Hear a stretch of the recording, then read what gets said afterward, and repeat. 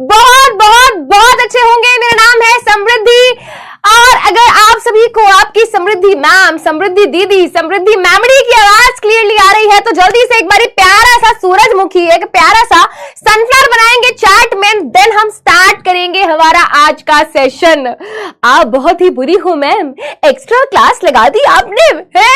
हाँ, पर ये कौन बताएगा कि पूरे हफ्ते बायो की क्लास नहीं हुई है? ये कौन याद दिलाएगा कि टाइम से सिलेबस भी खत्म करना है? हाँ, ये नहीं याद आ रहा है इन सभी बच्चों को।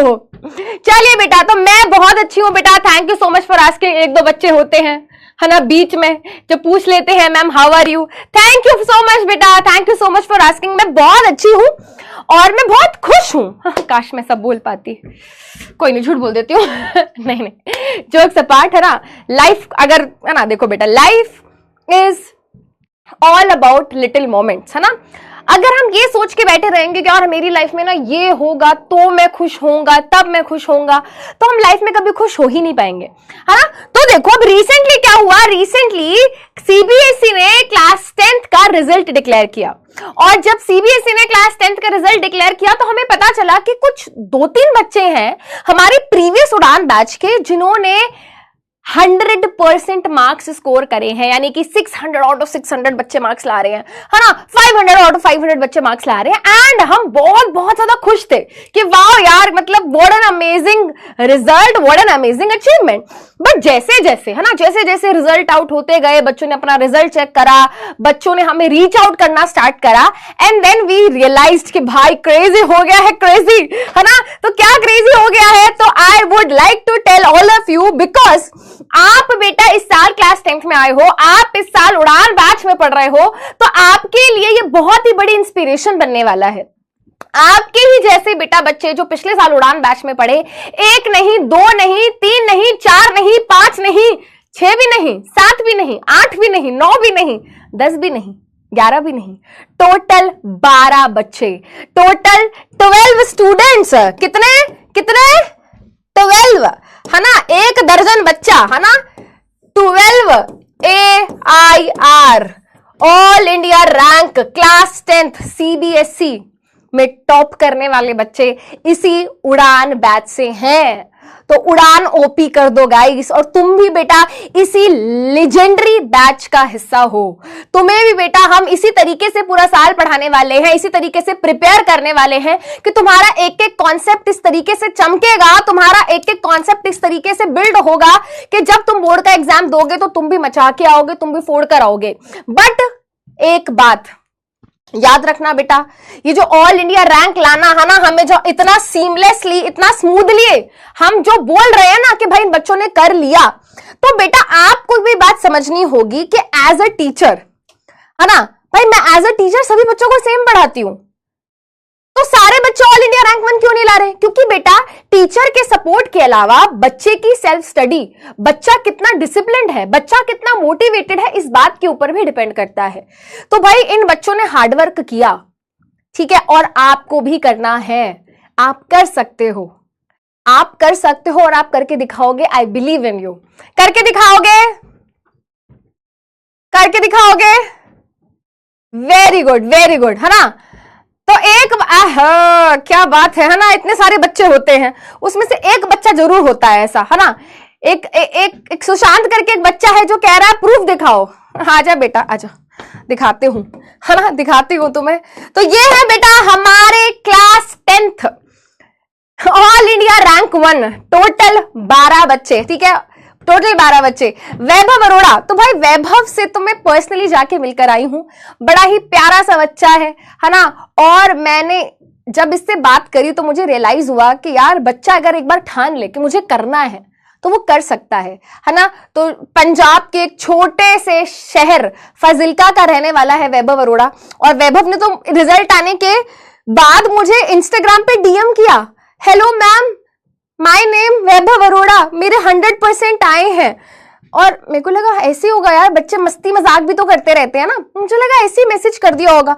जनरली मैं डीएम खोलती भी नहीं हूँ, बट पता नहीं उस दिन क्या हुआ, मैंने इसका डीएम खोल लिया, तो मुझे लगा मजाक कर रहा होगा है ना, ऐसे थोड़े ना 100% आ जाते हैं। भाई मैंने इसकी स्टोरी चेक करी इंस्टाग्राम पे, इसने अपनी मार्कशीट डाल रखी थी, मुझे लगा यार फेक भी हो सकती है। फिर मैंने इसको कहा कि बेटा अपना रोल नंबर दो, सब डिटेल्स दो। मैंने इसका पर्सनली जाके इसका रिजल्ट चेक किया, पर्सनली मैंने खुद जाके बेटा सीबीएसई की वेबसाइट पे जाके इसका रिजल्ट चेक करा। एंड भाई साहब 600 आउट ऑफ 600 है इस बच्चे के। और फिर उसके बाद मैं इससे मिलकर आई हूँ, अमेजिंग है ना, अमेजिंग, बहुत अच्छा लगा। वैसे ही बेटा ना, अब मैं सबके घर तो नहीं जा पाई हूं, बट मैं आपको जरूर मिलाना चाहती हूं बेटा। So Vaibhav Arora all India rank 1, Saanvi all India rank 1, Harshit all India rank 1, Mudit all India rank 1, Himanshu all India rank 1, Aamir Nawaz all India rank 1, Parth Pritam all India rank 1, Amolik से भी मैं मिलकर आई हूं बेटा, all India rank 1, Ayushman all India rank 1, Alisha all India rank 1। अरे क्या नाम है इनका,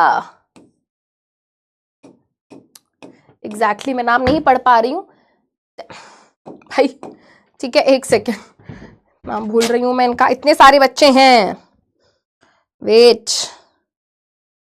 टीना Rath all India rank 1 and Kumar Abhinav Mishra all India rank 1। So as I said बेटा, ठीक है ये कुछ बच्चे हैं, ठीक है, congratulations to all of them.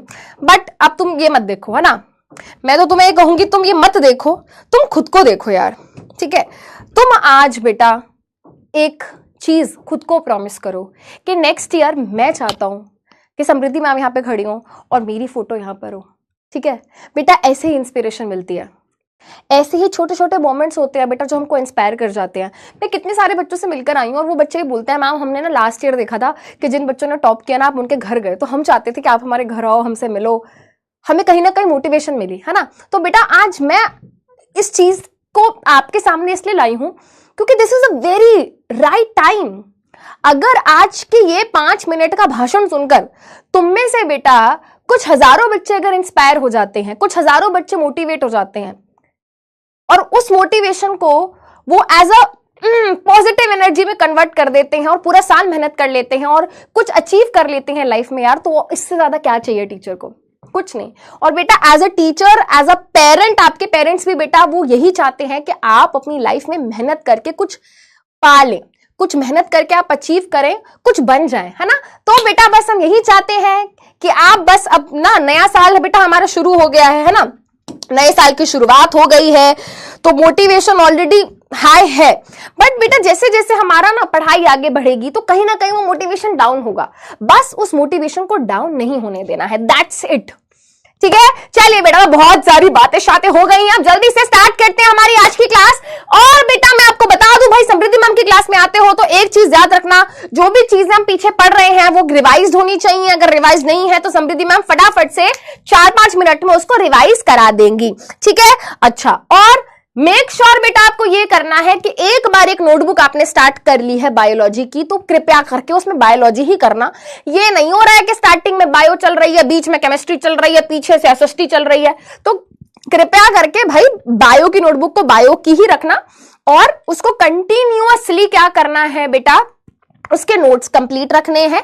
मैं जो भी चीजें आपको बोर्ड पे लिखवा रही हूं बेटा वो एक तरीके से क्या है, आपकी एनसीईआरटी की लाइंस को सिंप्लीफाई किया गया है, उसी तरीके से आपको आपके एग्जाम में भी आंसर लिखने हैं। अगर आप एनसीईआरटी पढ़ने बैठेंगे तो बेटा आपको रियलाइज होगा कि वो एनसीईआरटी में थोड़ी सी चीजें क्या है, स्ट्रक्चर्ड तरीके से नहीं लिखी हैं। अगर किसी बच्चे की आंखों के सामने गलती से एनसीईआरटी खुल गई है और गलती से तुमने एनसीईआरटी के 2-3 पन्ने पढ़ लिए हैं लाइव प्रोसेस के, तो बेटा आपने रियलाइज कर लिया होगा कि वो सब इंफॉर्मेशन बहुत ज्यादा स्ट्रक्चर्ड नहीं है। तो उन्हीं एनसीईआरटी लाइंस को बेटा निचोड़ कर, है ना, अपने हिसाब से सिंपल लैंग्वेज में बेटा मैं लेकर आती हूं अपनी पीपीटी में। तो प्लीज बेटा ये जो भी चीजें आपको एनसीईआरटी में, है ना, लिखी हुई दिख रही हैं या मेरे नोट्स, मेरी पीपीटी में लिखी हुई दिख रही हैं, ये बेटा ये सब एनसीईआरटी ही है। और यही चीजें अगर आप बस अच्छे से कर लेते हो तो भाई तुम्हारी भी नैया पार लग जाएगी और तुम भी बेटा बायोलॉजी में 30 आउट ऑफ 30 लेकर आओगे, ये मेरी गारंटी है, ठीक है। चलिए बेटा तो जल्दी से स्टार्ट करते हैं। हमने लास्ट क्लास में क्या पढ़ा था, जल्दी बताओ भाई, जल्दी बताओ, फास्ट क्या पढ़ा था। हाँ, तो लास्ट क्लास में हमने पढ़ना शुरू करा एक चैप्टर को जिसका नाम था लाइफ प्रोसेसेस। लाइफ का मतलब होता है जिंदा, लाइफ का मतलब होता है लिविंग, प्रोसेसेस का मतलब होता है प्रक्रिया। ऐसी प्रक्रिया, ऐसी प्रोसेस जिसके कारण कोई भी लिविंग ऑर्गेनिज्म खुद को जिंदा रख पाता है, ऐसी प्रोसेसेस को हम लाइफ प्रोसेसेस बोलते हैं। अब ऐसी कौन सी प्रोसेस है लाइफ प्रोसेस, भाई ऐसी प्रोसेसेस जो अगर नहीं होंगी तो हम मर जाएंगे। जैसे कि भाई न्यूट्रिशन, हम खाना नहीं खाएंगे तो एक ना एक दिन ठीक है, तो न्यूट्रिशन इज वेरी इंपॉर्टेंट। ठीक है, दूसरी चीज रेस्पिरेशन है ना, सांस लेना, energy banana is very important. ठीक है, ट्रांसपोर्टेशन, हमारी बॉडी के अंदर बहुत जरूरी है कि ब्लड एक जगह से दूसरी जगह जाए। अगर हमारी बॉडी के अंदर ब्लड का सर्कुलेशन रुक गया, ब्लड का ट्रांसपोर्टेशन रुक गया, तो ऑक्सीजन का, फूड का, कार्बन डाइऑक्साइड का, सबका है ना ट्रांसपोर्टेशन अगर रुक गया तो सब खत्म हो जाएगा। तो ये भी जरूरी है। उसके अलावा बेटा चौथी लाइफ प्रोसेस जो कि है एक्सक्रीशन, जो कि एक बच्चा स्पेलिंग गलत लिख रहा है बेटा, आप पिटाई कर दूंगी। अच्छे अच्छे बच्चे गलतियां करते हैं ना, ऐसे फिर बुरा लगता है। ठीक है, एक्सक्रीशन मतलब रिमूवल करना वेस्ट का, जो कि हमारे सेल के अंदर बनता है। अब इन्हीं 4 प्रोसेसेस को पूरे चैप्टर के अंदर डिवाइड किया गया है। ठीक है, इसके अलावा बेटा एक बहुत इंपॉर्टेंट चीज हमने जो डिस्कस करी थी वो था बेटा मेटाबॉलिज्म के बारे में। अभी आपको क्लास 10th में है ना, ये थोड़ा लगेगा कि आ रहा है मैम ये तो कहीं एनसीईआरटी में लिखा ही नहीं, आप क्यों पढ़ा रहे हो। बट जब तुम 11th में जाओगे, पहला ही चैप्टर पढ़ोगे, वहां पर आप इसके बारे में बहुत डिटेल में पढ़ने वाले हो। मेटाबॉलिज्म का मतलब क्या था बेटा? मेटाबॉलिज्म उन सभी रिएक्शंस को बोलते हैं जो किसी भी लिविंग ऑर्गेनिज्म की बॉडी के अंदर बनते हैं। मेरे प्यारे बच्चों, रिप्रोडक्शन एक लाइफ प्रोसेस नहीं है। रिप्रोडक्शन एक लाइफ प्रोसेस नहीं है बेटा। आप सभी बच्चे कंफ्यूज्ड हो, मुझे लग रहा है। मैंने आपको लास्ट क्लास में एक चीज बताई थी जो कि था मिसेस ग्रेन। क्या बताया था? Mrs grain. ये बेटा ये लाइफ प्रोसेस नहीं थी, ये कैरेक्टरिस्टिक्स थे। ये कैरेक्टरिस्टिक्स थे। कैरेक्टरिस्टिक्स का मतलब क्या था भाई? कि लिविंग ऑर्गेनिज्म की बॉडी के अंदर ऐसी क्या खास चीजें देखने को मिलती हैं जो नॉन लिविंग चीज के अंदर देखने को नहीं मिलती। तो गाइस ये मेरी डिफू है। डिफू मतलब ये मेरी डिफेंडर है। भाई मैं लिविंग हूं, ये नॉन लिविंग है। ऐसी कौन सी चीजें हैं मेरी बॉडी के अंदर, ऐसी कौन सी चीजें हैं एक लिविंग ऑर्गेनिज्म की बॉडी के अंदर जो होती हैं और जो इसके अंदर नहीं होती। जैसे कि for example movement, M for movement. पर मैम मूव तो देखो ये भी कर रही है। बेटा खुद कर रही है क्या? नहीं ना, मैम रिमोट से करेगी। अरे बेटा फिर भी है ना, इसके अंदर कोई जाइलम फ्लोएम नहीं है, इसके अंदर कोई ब्लड नहीं है ना, तो ये सब चीजें नहीं कर रही है। नॉन लिविंग चीजें नहीं करती हैं। लिविंग ऑर्गेनिज्म की बॉडी के अंदर होता है मूवमेंट। लिविंग ऑर्गेनिज्म की बॉडी के अंदर होता है रेस्पिरेशन। भाई इसके अंदर रेस्पिरेशन नहीं हो रही है बट मेरी बॉडी के अंदर रेस्पिरेशन हो रही है ना। मैं इसको बोलूंगी तू बहुत गंदी बच्ची है, तू मेरी बात नहीं सुनती, इसको फर्क नहीं पड़ेगा। बट मगर मुझे कोई ये बात बोलेगा तो भाई मुझे बहुत फील हो जाएगा। तो मैं सेंस कर सकती हूं। मैं इसको कान में खुसुर फुसुर करूंगी, इसको कुछ नहीं पता चलेगा, बट मेरे कान में कोई खुसुर फुसुर करेगा तो मुझे पता चलेगा। ठीक है, तो भाई नॉन लिविंग चीज के अंदर रेस्पिरेशन नहीं होता। ठीक है, लिविंग के अंदर होता है। नॉन लिविंग चीजों के अंदर सेंसिटिविटी नहीं होती, इसके अंदर होती है। लिविंग ग्रोथ शो करते हैं, है ना। अभी मैं बाल कटा के आऊंगी तो बेटा ये ग्रो करने लगेगा। एक छोटा बच्चा होगा, उसकी हाइट में ग्रोथ हो रहा है। ज्यादा खाना पीना स्टार्ट कर दूंगी, है ना, मोटी हो जाऊंगी। ठीक है, तो बेटा लिविंग ऑर्गेनिजम्स ग्रोथ शो करते हैं। ठीक है, ये ग्रोथ शो नहीं करते, है ना। ऐसा तो नहीं है कि आज 4 टायर हैं, कल सुबह 6 टायर हो जाएंगे, ऐसा नहीं है। ठीक है, चलो भाई। उसके अलावा लिविंग ऑर्गेनिजम्स रिप्रोडक्शन कर सकते हैं। लिविंग ऑर्गेनिज्म अपने जैसे और नए इंडिविजुअल बनाने की क्षमता रखते हैं। बट क्या ए डिफेंडर, है ना, ये टॉय कार अंडे दे सकती है क्या? अपने जैसी एक और कार बना सकती है क्या? नहीं। ठीक है, अच्छा, लिविंग ऑर्गेनिजम्स एक्सक्रीशन करते हैं, नॉन लिविंग चीज एक्सक्रीशन नहीं करती। ये न्यूट्रिशन करते हैं, खाते पीते हैं भाई, है ना। लिविंग ऑर्गेनिज्म खाते पीते हैं, नहीं खाते पीते। तो ये लाइफ प्रोसेस नहीं है बेटा, ये कैरेक्टर है। कैरेक्टरिस्टिक्स, तो स्पेलिंग भी गलत करती हूं, तुम्हारे जैसी हूं मैं बिल्कुल। कैरेक्टरिस्टिक्स, है ना, characteristics of living organisms. Characteristics of living organisms, ये लाइफ प्रोसेस नहीं है बेटा, ये कैरेक्टर है। लिविंग ऑर्गेनिजम्स के कैरेक्टर हैं। ठीक है, अच्छा, अब जो मैंने तुमको बताया था बेटा, क्या? Nutrition, respiration, transportation. राइटिंग समझ आ रही है भाई मेरी? जल्दी से बताओ। नहीं भी आ रही तो बेटा बर्दाश्त करो पूरा साल। अब तो मैं बहुत अच्छी राइटिंग लिखती हूँ भाई, अब तो मैं बहुत अच्छा लिखती हूँ। फिर भी पहले तो मैं एकदम खतरनाक एकदम जहर राइटिंग में लिखती थी, फिर धीरे धीरे मैंने सुधार लिया। ठीक है, ये है बेटा लाइफ प्रोसेसेस, इनको बोलते हैं लाइफ प्रोसेसेस। ठीक है, ये है लाइफ प्रोसेसेस। क्यों लाइफ प्रोसेसेस? अगर इसमें से बेटा एक भी चीज तुम्हारी बॉडी ने करना छोड़ दी ना तो तुम्हारा रेस्ट इन पीस हो जाएगा बेटा, है ना, तुम्हारा रेस्ट इन पीस हो जाएगा। अगर तुम्हारी बॉडी ने इसमें से कोई भी चीज करना छोड़ दिया, तुम्हारी बॉडी ने एक दिन कह दिया कि आज तो रेस्पिरेशन नहीं कर रहे, क्या ही हो जाएगा, तो बेटा अब तुम बता देती हूं क्या हो जाएगा, रेस्ट इन पीस हो जाएगा। अगर तुम्हारी बॉडी ने एक भी दिन कहा कि मैं तो ब्लड का ट्रांसपोर्ट रोक रही हूं, तो बेटा ब्लड का ट्रांसपोर्ट जैसे रुकेगा ना बेटा, तुम्हारा रेस्ट इन पीस हो जाना है। तो कहने का मतलब ये है, अगर इसमें से कोई भी प्रोसेस रुक गई तुम्हारी बॉडी में या किसी लिविंग ऑर्गेनिज्म की बॉडी में, तो वो मर जाएगा। क्या यहां तक सारी बात सभी बच्चों को क्लियर हो गई है, रिवाइज हो गई है?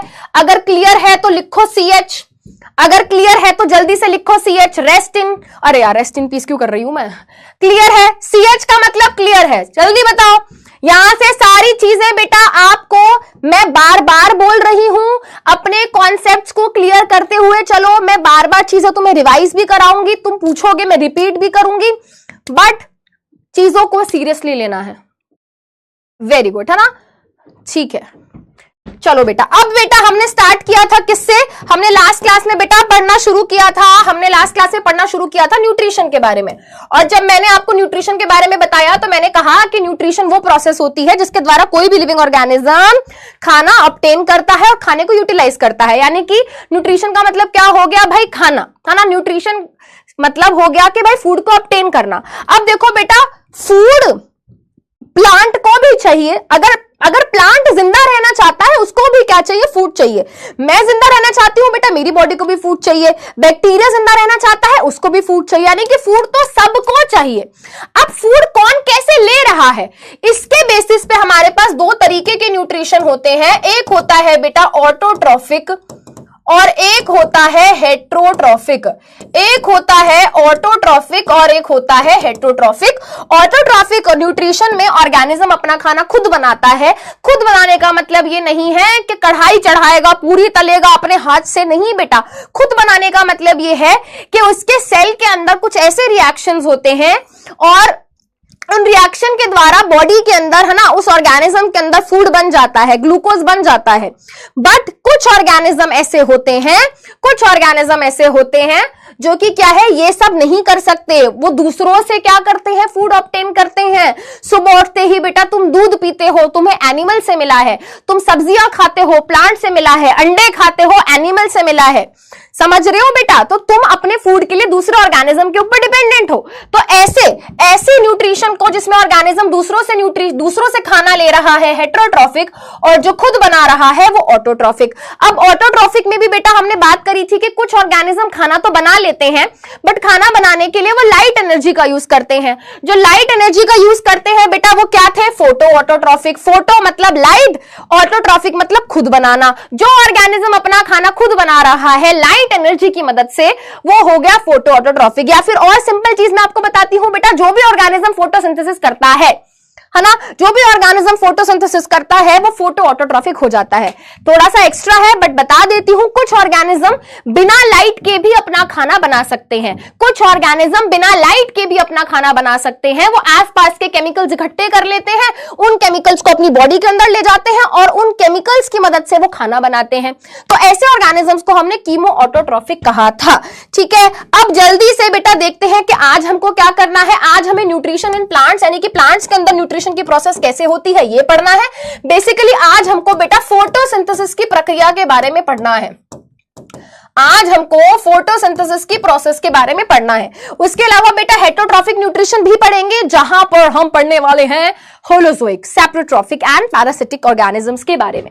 ठीक है, और थोड़ा बहुत टाइम बच गया तो हम अमीबा और पैरामीशियम की भी बात कर लेंगे, अगर टाइम बच गया तो, अदरवाइज नेक्स्ट क्लास में देख लेंगे। ठीक है, चलो बेटा अब एक बात बताओ, इस क्वेश्चन का आंसर करो। Which of the following is a photo autotrophic organism?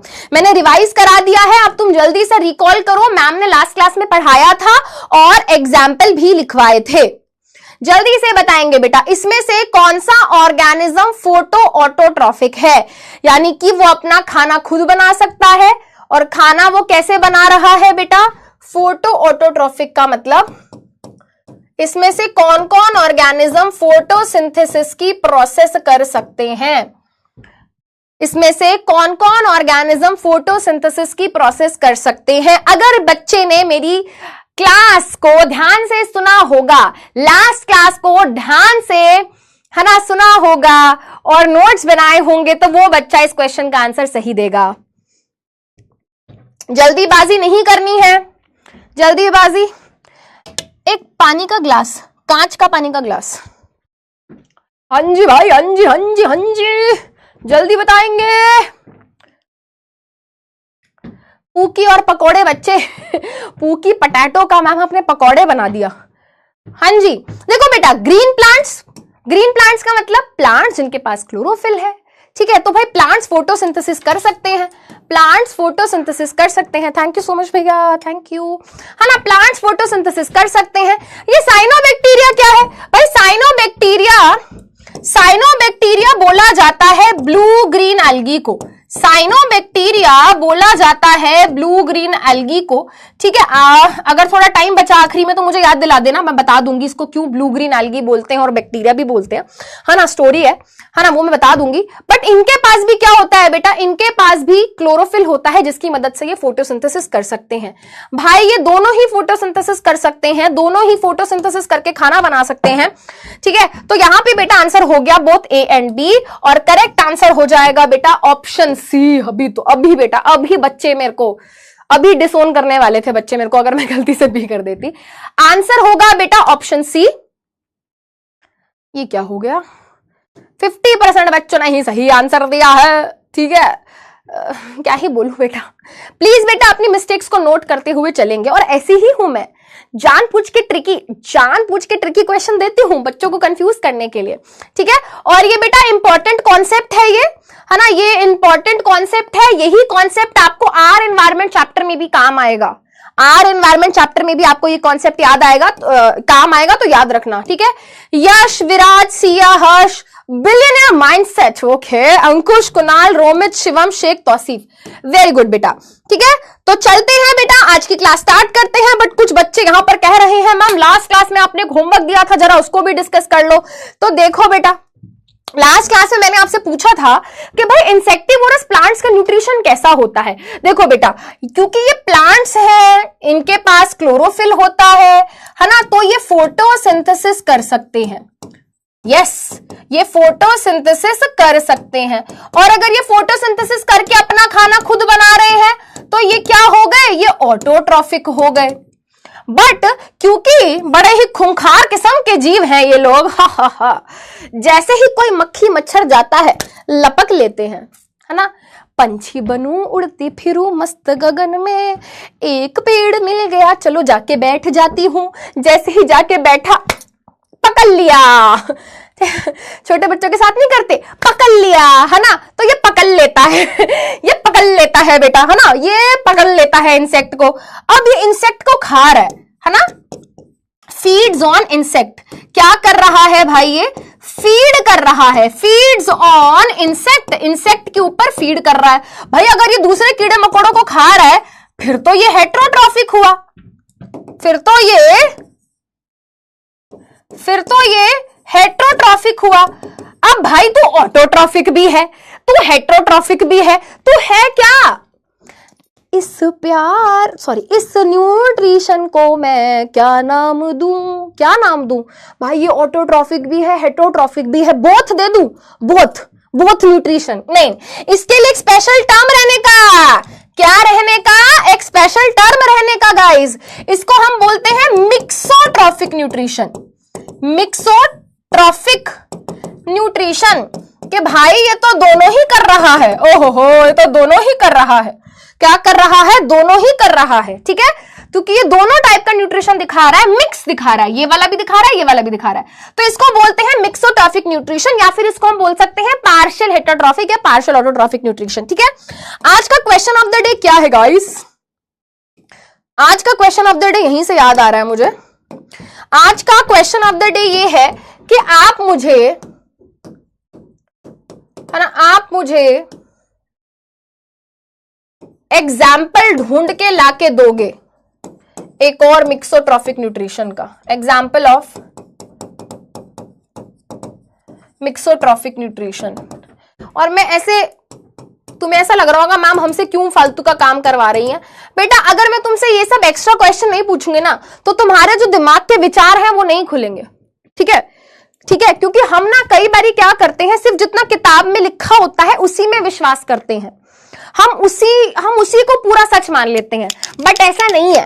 ठीक है, जो हम किताब में पढ़ रहे हैं वो तो चीजें हैं ही, बट वो लकीर के फकीर नहीं बन रहा है कि इसके अलावा कुछ हो ही नहीं सकता, इसके अलावा और पिक्चर प्लांट। बेटा मैं no no no no no no picture plant नहीं, मैं प्लांट का एग्जाम्पल नहीं मांग रही हूं कुछ। चलो इसका एग्जाम्पल मैं बता देती हूं। एक ऑर्गेनिज्म होता है जिसका नाम है यूग्लिना, है ना, वो भी मिक्सोट्रॉफिक न्यूट्रिशन दिखाता है। चलो अब भाई मुझे आज का टॉपिक स्टार्ट करने दो प्लीज। चलो बेटा आज का टॉपिक अब हम स्टार्ट कर रहे हैं। सभी बच्चे एकदम रेडी शेडी हो जाएंगे, है ना, एकदम रेडी शेडी हो जाएंगे बेटा। We are starting with the next topic. और मैं यहां पर अब कुछ समय के लिए चैट कर रही हूं बंद, क्योंकि मैं चाहती हूं कि आप बच्चे बिल्कुल एकदम क्या हो जाएं, बिल्कुल एकदम फोकस्ड हो जाएं, क्योंकि अब मैं नया टॉपिक स्टार्ट कर रही हूं। इंपॉर्टेंट टॉपिक है, पेपर में फोटोसिंथेसिस से एक क्वेश्चन बनता है, या तो एमसीक्यू बन जाएगा या फिर स्टोमेटा के ऊपर क्वेश्चन बन जाएगा। तो बेटा पेपर में कुछ ना कुछ क्वेश्चन बनता ही बनता है। तो अब सभी बच्चे बहुत ध्यान से मेरी सारी बातें सुनेंगे।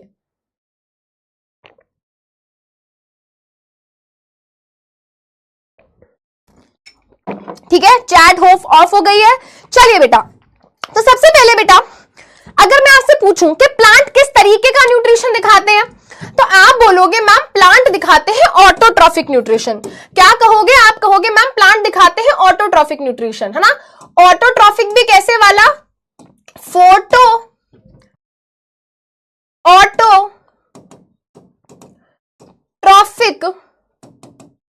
Nutrition, right. प्लांट दिखाते हैं फोटो ऑटोट्रॉफिक न्यूट्रिशन। इसका मतलब क्या है? इसका मतलब ये है, फोटो मतलब वो लाइट एनर्जी का इस्तेमाल कर कर क्या कर कर वो लाइट एनर्जी का इस्तेमाल कर कर क्या बनाते हैं? फूड बनाते हैं। वो लाइट एनर्जी का इस्तेमाल कर कर, है ना, वो लाइट एनर्जी को यूज कर कर व्हाट दे डू इज वो लाइट एनर्जी को यूज करते हैं और बदले में फूड बनाते हैं, राइट। और हमने बचपन में पढ़ा है कि एक प्रोसेस होती है जिसके द्वारा प्लांट क्या करते हैं? खाना बनाते हैं। हम बचपन से पढ़ते आ रहे हैं, है ना। Photosynthesis is a process by which plants prepare its food, है ना। हम पढ़ते आ रहे हैं बेटा, है ना, हम बचपन से पढ़ते आ रहे हैं। तो भाई ऐसी कौन सी प्रोसेस होती है जिसके कारण प्लांट लाइट एनर्जी को यूज करके खाना बना के देते हैं? ऐसी कौन सी प्रोसेस है बेटा? तो फोटोसिंथेसिस वो प्रोसेस है जिसके द्वारा प्लांट क्या कर पाते हैं? लाइट एनर्जी को यूज करके खाना बना पाते हैं। ठीक है, अब बेटा मेरा पहला सवाल, क्या फोटोसिंथेसिस प्लांट के हर पार्ट में होती है? अब इमेजिन करो प्लांट के अंदर कितने सारे पार्ट हैं, रूट भी है ना, स्टेम भी है, ब्रांचेस भी हैं, लीव्स भी हैं, फ्रूट भी है, फ्लावर भी है। तो बेटा यहां पर आप मुझे बताओ सोच के, क्या प्लांट के हर पार्ट में फोटोसिंथेसिस होती है? जल्दी से बताएंगे बेटा, मैंने आपसे क्वेश्चन पूछा है, जल्दी से इस बात का जवाब देंगे। Does it occur in all parts of the plant? भाई मैं चाहती हूं मेरी क्लास में अगर तुम आ रहे हो तो अपना दिमाग खोल कर आओ। मैं चाहती हूं तुम अंधों की तरह, ये नहीं कि बस आंख बंद कर ली, मैम जो बोल रही है बस कानों में जा रहा है और लिखते जा रहे हैं। नहीं, I want you to think कि यार ऐसे भी हो सकता है क्या, वैसे भी हो सकता है क्या। वेरी गुड, तो बिल्कुल सही जवाब दे रहे हैं बच्चे, कि भाई फोटोसिंथेसिस सभी पार्ट्स में नहीं होती है। तो आंसर इज नो, फोटोसिंथेसिस सभी पार्ट्स में नहीं होती है। ठीक है, कहां होती है भाई? फोटोसिंथेसिस बेटा प्लांट के हर उस पार्ट में होती है जो कि क्या होता है? ग्रीन होता है। फोटोसिंथेसिस प्लांट के हर उस पार्ट में होती है जो कि क्या होता है? ग्रीन होता है। अब ग्रीन यार, अब मुझे एक बात बताओ, प्लांट के अंदर कोई भी पार्ट अगर ग्रीन है तो वो क्यों ग्रीन है? सोचो गाइस, थिंक। कोई भी पार्ट अगर मैं बोल रही हूं अरे यार ये पार्ट तो ग्रीन है, तो बताओ क्यों ग्रीन है? Class 9 cell chapter cell fundamental unit of life, वहां पर हमने पिगमेंट्स के बारे में पढ़ा है, याद करो याद करो। क्लोरोफिल, वेरी गुड, है ना। तो बेटा मैं सॉरी चैट बंद कर रही हूं अब मैं, है ना। तो कहां होती है बेटा? फोटोसिंथेसिस हर उस पार्ट में होती है जो कि क्या है? ग्रीन पार्ट, है ना। तो फोटोसिंथेसिस कहां होती है? Green parts of a plant. Plant का कोई भी पार्ट अगर ग्रीन है तो वहां पर क्या होगी? फोटोसिंथेसिस होगी। पर कोई भी पार्ट ग्रीन क्यों है? क्योंकि वहां पर किस चीज की प्रेजेंस देखने को मिल रही है ना। कोई भी पार्ट ग्रीन क्यों है? ग्रीन क्यों है? Due to presence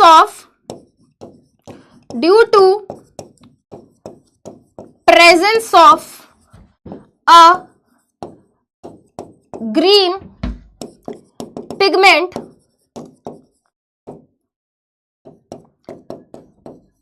chlorophyll. Chlorophyll नाम का एक पिगमेंट है भाई, जहां पे भी होता है उस पार्ट को ग्रीन कर देता है। और जहां पर भी होता है बेटा वो फोटोसिंथेसिस की प्रोसेस में इन्वॉल्व है। अब ये किस तरीके से इन्वॉल्व है, इसका क्या काम है और इसके अलावा किस चीज की मदद चाहिए होती है, वो सब हम डिस्कस करेंगे। देखो बेटा, क्लोरोफिल एक तरीके का पिगमेंट होता है जिसका काम है एक तो प्लांट को ग्रीन कलर देना, उसके अलावा लाइट को एब्जॉर्ब करना। जहां पर भी क्लोरोफिल प्रेजेंट होगा वो लाइट को एब्जॉर्ब करेगा, लाइट एब्जॉर्ब होगी, उस लाइट एनर्जी को, उस सोलर एनर्जी को प्लांट क्या करेगा? यूज करेगा और उसकी मदद से क्या करेगा बेटा? उसकी मदद से वो खाना बनाएगा। ठीक है, तो जैसे कि बेटा हम सभी को पता है कि फोटोसिंथेसिस, है ना, फोटोसिंथेसिस प्लांट्स के अंदर होती है। ठीक है, तो हमें पता चल गया भाई जो जो पार्ट क्या होता है? ग्रीन कलर का होता है, वहां पर फोटोसिंथेसिस होगी। अच्छा, अब मेरे को एक बात बताओ, मुझे देखो भाई, है ना, मेरे पास ये पौधा है ना। पौधा क्या है? इसको अभी चुरा के अभी यहां पर मैंने भैया को बोला, भैया सामने एक पेड़ दिख रहा है आपको, जाओ फटाफट से चोरी कर लाओ।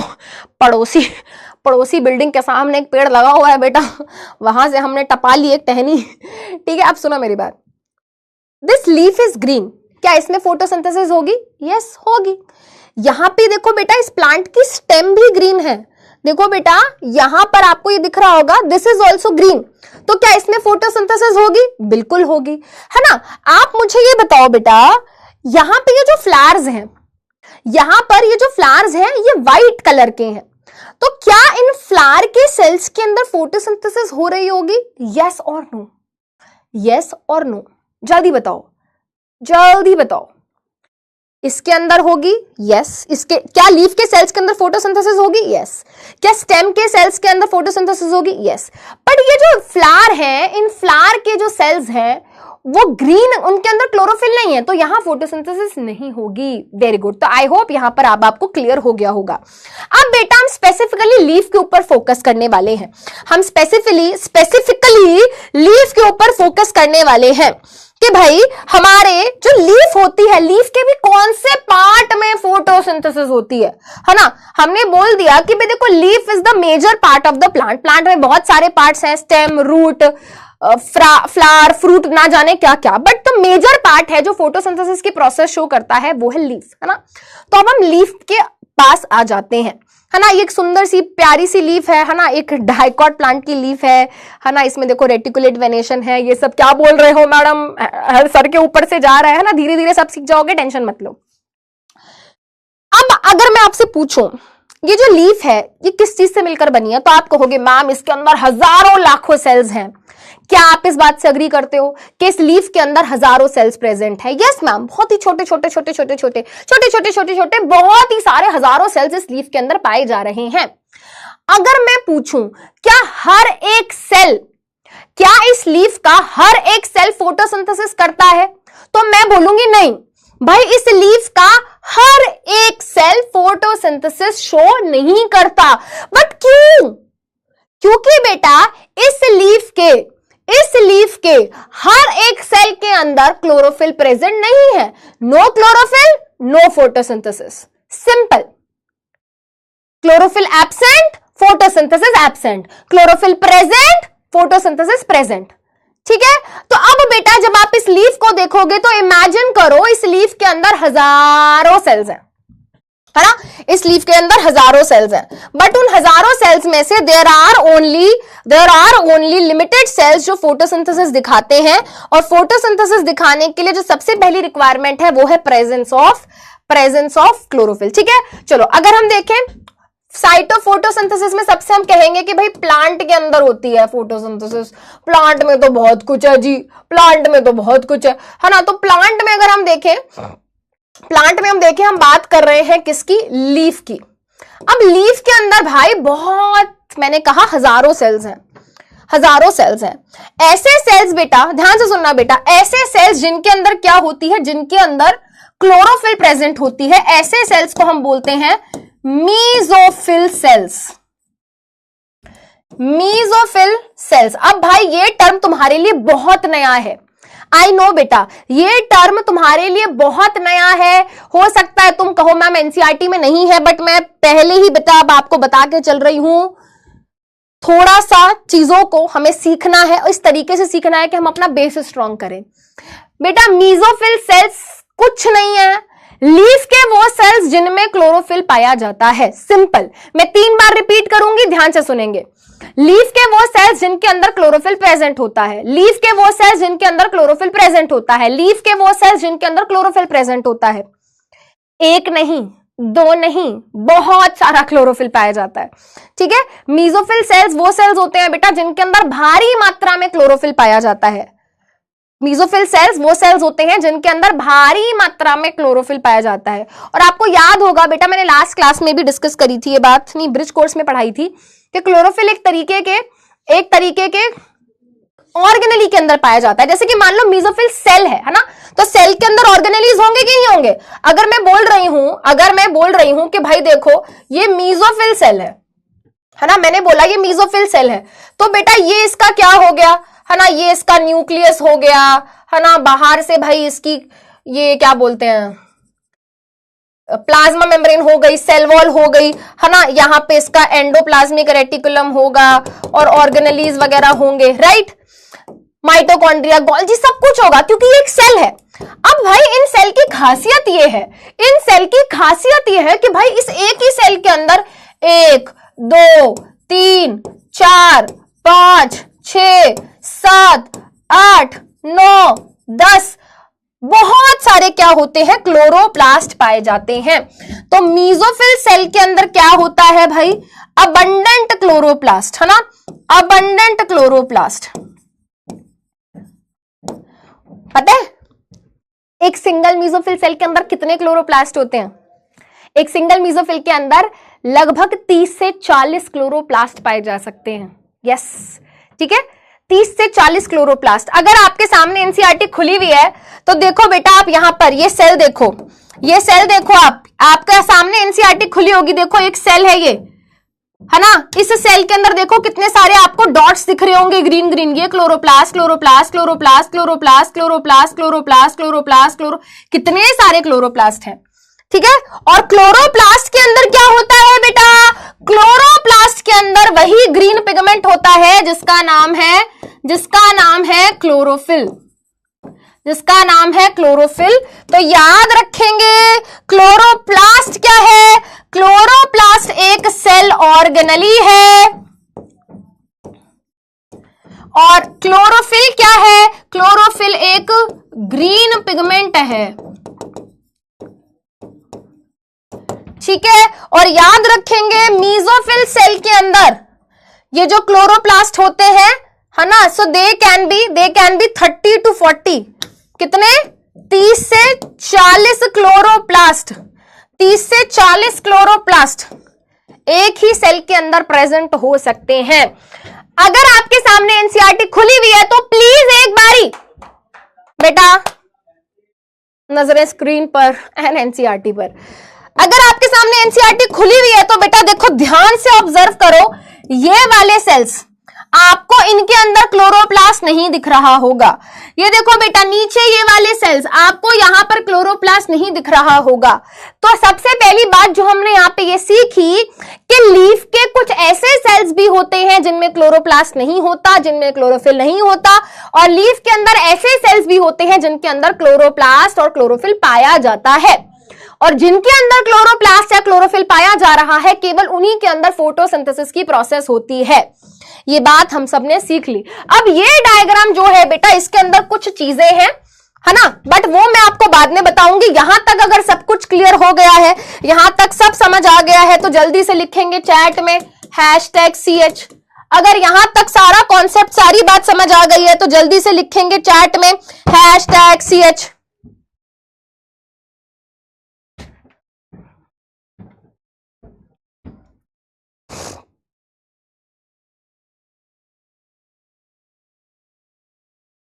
वेरी गुड, बहुत बहुत बहुत बढ़िया, ठीक है, चलो वेरी नाइस। अब बेटा ये डायग्राम एनसीईआरटी में है, आप भी प्लीज इसको एक बार खोल लीजिए अपने सामने। What is this? यहां पे बेटा वो क्या कर रहा है, उसने क्या करा, उसने एक लीफ को यहां पे रख दिया और फिर उसने कहा कि इमेजिन करो हम इस लीफ को क्या कर लेते हैं, माइक्रोस्कोप के नीचे रख लेते हैं। तो जब मैं इस लीफ को माइक्रोस्कोप के नीचे रखूंगी तो मुझे इसके सेल्स दिखने लगेंगे, राइट? मुझे क्या दिखने लगेंगे, इसके सेल्स दिखने लगेंगे। तो उसने वही सेल्स यहां पर बनाए हैं, उसने यहां पर वही सेल्स क्या है बनाए हैं। अब देखो बेटा यहां पर कुछ टर्म लिखे हैं, देखो सबसे पहले क्या होता है मिडरिब। मिडरिब बेसिकली क्या कहते हैं बेटा, ये जो लीफ के बीच में जो लाइन जा रही है ना, इसको मिडरिब बोलते हैं। लीफ में ये जो आपको बीच वाली लाइन दिख रही है, इसको मिडरिब बोलते हैं, ठीक है। चलो बेटा उसके बाद यहां पर एक टर्म लिखा है वेन। बेटा इस बीच वाली लाइन से ये जो लाइंस ऐसे ऐसे ऐसे ऐसे ऐसे ऐसे ऐसे निकल रही हैं, ये क्या है बेटा, इनको बोलते हैं वेन्स, ठीक है। चलो अब बेटा यहां पर कुछ टर्म्स दिए हुए हैं, फ्लोएम, जाइलम, वैस्कुलर बंडल। ये बेटा हम ट्रांसपोर्टेशन वाले पार्ट में डिस्कस करेंगे, है ना।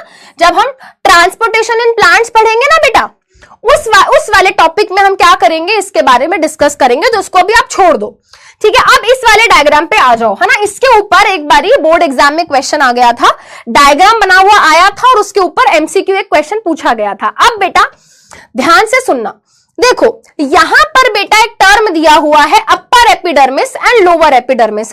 अपर और लोअर का मतलब आप समझते हो, है ना, ऊपर अपर नीचे लोअर। बट ये एपिडर्मिस क्या होता है, नलायकों 9th क्लास में टिश्यूज चैप्टर के अंदर एपिडर्मिस मैंने पढ़ाया था, है ना। लेमिना भी बता रही हूं क्या होता है, रुक जाओ, बता रही हूं, कुछ नहीं है। ये जो लीफ होती है बहुत सारे अलग अलग पार्ट से मिलकर बनी होती है, ठीक है। ये डंडी है, इसको पिटियोल बोलते हैं, और ये वाला जो पार्ट है इसको लामिना बोलते हैं। बता दूंगी, रुक जाओ अभी, ठीक है। जो मेन वाली बात है उसको सुन लो, वो it is not that much important, है ना, वो भी मैं बता दूंगी। एपिडर्मिस क्या होता है, वेरी गुड। अब बच्चे यहाँ पे कह रहे हैं एपिडर्मिस मतलब आउटर लेयर, शाबाश, वेरी गुड बेटा, है ना। एपिडर्मिस का मतलब सिंपली ये होता है आउटर लेयर। एपिडर्मिस मतलब आउटर लेयर ऑफ सेल्स, ठीक है, आउटर लेयर ऑफ सेल्स। एक सेकेंड, ये देखो बेटा आउटर प्रोटेक्टिव लेयर। इमेजिन करो बेटा ये लीफ है ना, ये इसके ऊपर की एपिडर्मिस हो गई, है ना। ये जो पन्नी इसके ऊपर चढ़ी हुई है, ये जो पन्नी इसके ऊपर चढ़ी हुई है, ये ऊपर वाली एपिडर्मिस हो गई, है ना। और ये जो पन्नी है बेटा ये नीचे वाली, है ना, ये नीचे वाली हो गई। तो वैसे ही बेटा इमेजिन करो, है ना, इमेजिन करो ये मेरी लीफ है ना, ये मेरी लीफ है। इसके सबसे ऊपर जो लेयर होगी सेल्स की वो एपिडर्मिस हो गई। ये ऊपर वाली एपिडर्मिस हो गई, ये नीचे वाली एपिडर्मिस हो गई। ये ऊपर वाली एपिडर्मिस हो गई, ये नीचे वाली एपिडर्मिस हो गई, ठीक है। अब वैसे ही बेटा इमेजिन करो ये लीफ है, इसके ऊपर एक प्रोटेक्टिव कवरिंग, इसके ऊपर एक प्रोटेक्टिव कवरिंग, आउटर लेयर, है ना। आप बोल सकते हो जैसे कि स्किन, जैसे कि क्या होती है बेटा, स्किन, है ना। वैसे ही बेटा इमेजिन करो प्लांट की भी क्या है, आउटर प्रोटेक्टिव कवरिंग है। ये ऊपर वाली है तो अपर एपिडर्मिस, ये नीचे वाली है तो लोअर एपिडर्मिस। ऊपर की लेयर अपर एपिडर्मिस, नीचे की लेयर लोअर एपिडर्मिस। ये ऊपर वाला हिस्सा है लीफ का तो अपर एपिडर्मिस, ये नीचे वाला हिस्सा है तो lower epidermis.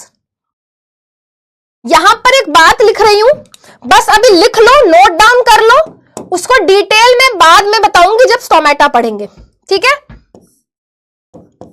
More number of stomata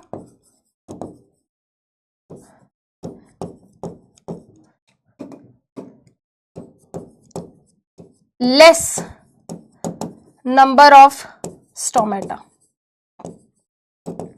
ठीक है, ठीक है। अब यहां पर बेटा चार्ट बंद कर रही हूं, ठीक है। अब आप बस ये देखो बेटा, ये एपिडर्मिस का सेल है, ये एपिडर्मिस का सेल है, एपिडर्मिस का सेल, एपिडर्मिस का सेल है। आपको एपिडर्मिस के सेल्स के अंदर क्लोरोप्लास्ट नहीं दिखेगा, यानी कि यहां फोटोसिंथेसिस नहीं होती है ना। ये एपिडर्मिस के सेल है, ये एपिडर्मिस के सेल है, ये एपिडर्मिस के सेल है। आपको डायग्राम में देखो यहां पर एक भी क्लोरोप्लास्ट नहीं दिखेगा, यानी कि यहां फोटोसिंथेसिस नहीं होती। फोटोसिंथेसिस कहां हो रही है? यहां हो रही है, देखो इसमें क्लोरोप्लास्ट है, इसमें क्लोरोप्लास्ट है, इसमें क्लोरोप्लास्ट है, इसमें क्लोरोप्लास्ट है। इन सभी सेल्स के अंदर क्या है बेटा? क्लोरोप्लास्ट है। तो इसी को मिला के हम क्या बोल देते हैं बेटा? ये सभी सेल्स हमारे लिए क्या हो जाएंगे बेटा? ये सभी सेल्स हमारे लिए हो जाएंगे मीजोफिल सेल्स। ये सभी सेल्स हमारे लिए क्या हो जाएंगे? ये सभी सेल्स हमारे लिए हो जाएंगे मीजोफिल सेल्स। ये सभी सेल्स हमारे लिए क्या हो जाएंगे? Mesophyll cells. मीजोफिल सेल्स क्या होते हैं?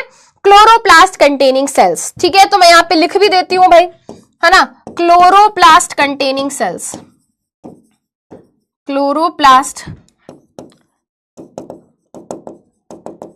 कंटेनिंग सेल्स ऑफ लीफ, ठीक है। यहां से हमने सॉर्ट कर लिया। उसके अलावा बेटा यहां पर एक टर्म है गार्ड सेल, जो कि स्टोमेटा जब हम पढ़ेंगे वहां पे हम पढ़ेंगे।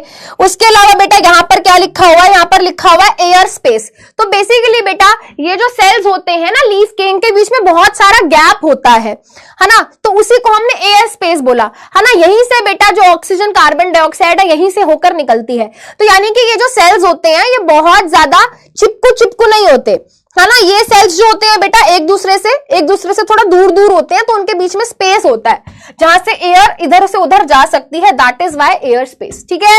हाँ, अब यहां पर बच्चे पूछ रहे थे मैम लैमिना का मतलब क्या होता है? देख बच्चे, अगर मैं लीफ की बात करूं, ध्यान से सुनना, अगर मैं लीफ की बात करूं तो लीफ केवल एक हिस्से से नहीं बनी हुई है। ये जो लीफ है बेटा ये डिफरेंट चीजों से मिलकर बनी हुई है। देख ये क्या है?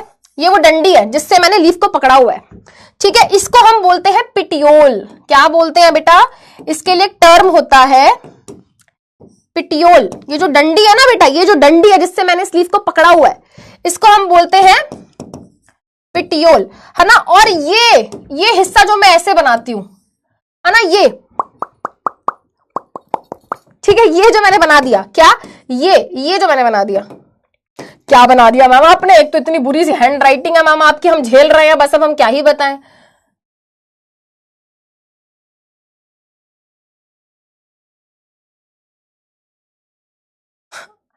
तो झेलना पड़ेगा बेटा, अब तो पूरा साल झेलना पड़ेगा, ठीक है। ये वाला हिस्सा, ये करके दिखाओ, ये करके दिखाओ, इसको हम बोलते हैं लीफ ब्लेड या लैमिना, ठीक है। इस हिस्से को leaf blade